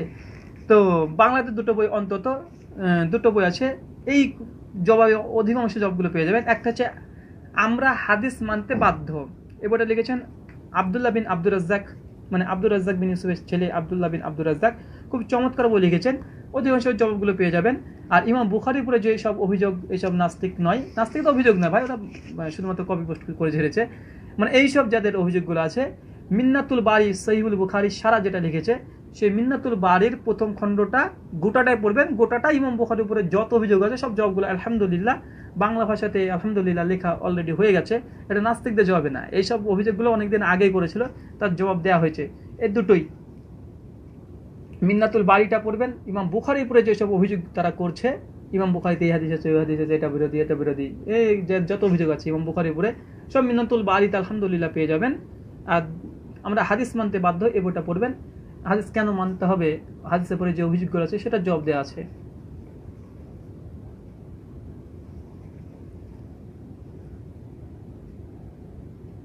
আচ্ছা, আপনারা অনেকে বলছেন আপনারা অ্যাড দেওয়ার কানেকশন মানে পাচ্ছেন না, কেন পাচ্ছেন না বলতে পারছি না, এই বইতে অনেকদিন অ্যাড করা হয়েছে।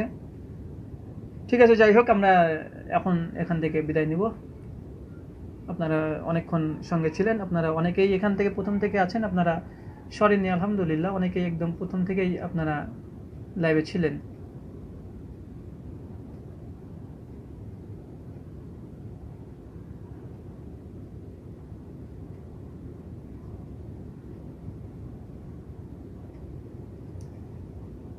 একজন ভাই বলছে, ভাই সূর্য আকাশের নিচে বিশ্রাম নেয়, এই হাদিসটাকে সহি? জি ভাই, এই বিষয়ে পুরো একটা স্বতন্ত্র আলোচনা হবে, এটা 1 মিনিটে বলা সম্ভব নয়, নাস্তিকদের এটা অভিযোগ আছে। এই বিষয়ে একটা আলোচনা এম কে হাসান ভাইয়ের একটা আলোচনা আছে, ইন্টারনেট থেকে আপনারা শুনে নিতে পারেন। আর এ বিষয়ে যার জন্য আমাদের সত্য কথন বলে একটা ওয়েবসাইট আছে, সমস্ত জবাব দেওয়া হয়েছে। আর এ বিষয়ে যদি আরো জানতে চান, আমার ফেসবুক প্রোফাইলের মধ্যে আপনি চলে যান, ফেসবুক প্রোফাইলে গিয়ে নোট অপশনে নোট অপশনে গিয়ে দেখবেন একটা লেখা আছে যে নাস্তিকদের জবাবে 150টা লিঙ্ক। ওই 150টা লিঙ্কের মধ্যে পেয়ে যাবেন এই প্রশ্নগুলোর উত্তর। কারণ এ বিষয়ের জন্য স্বতন্ত্র একটা আলোচনা প্রয়োজন।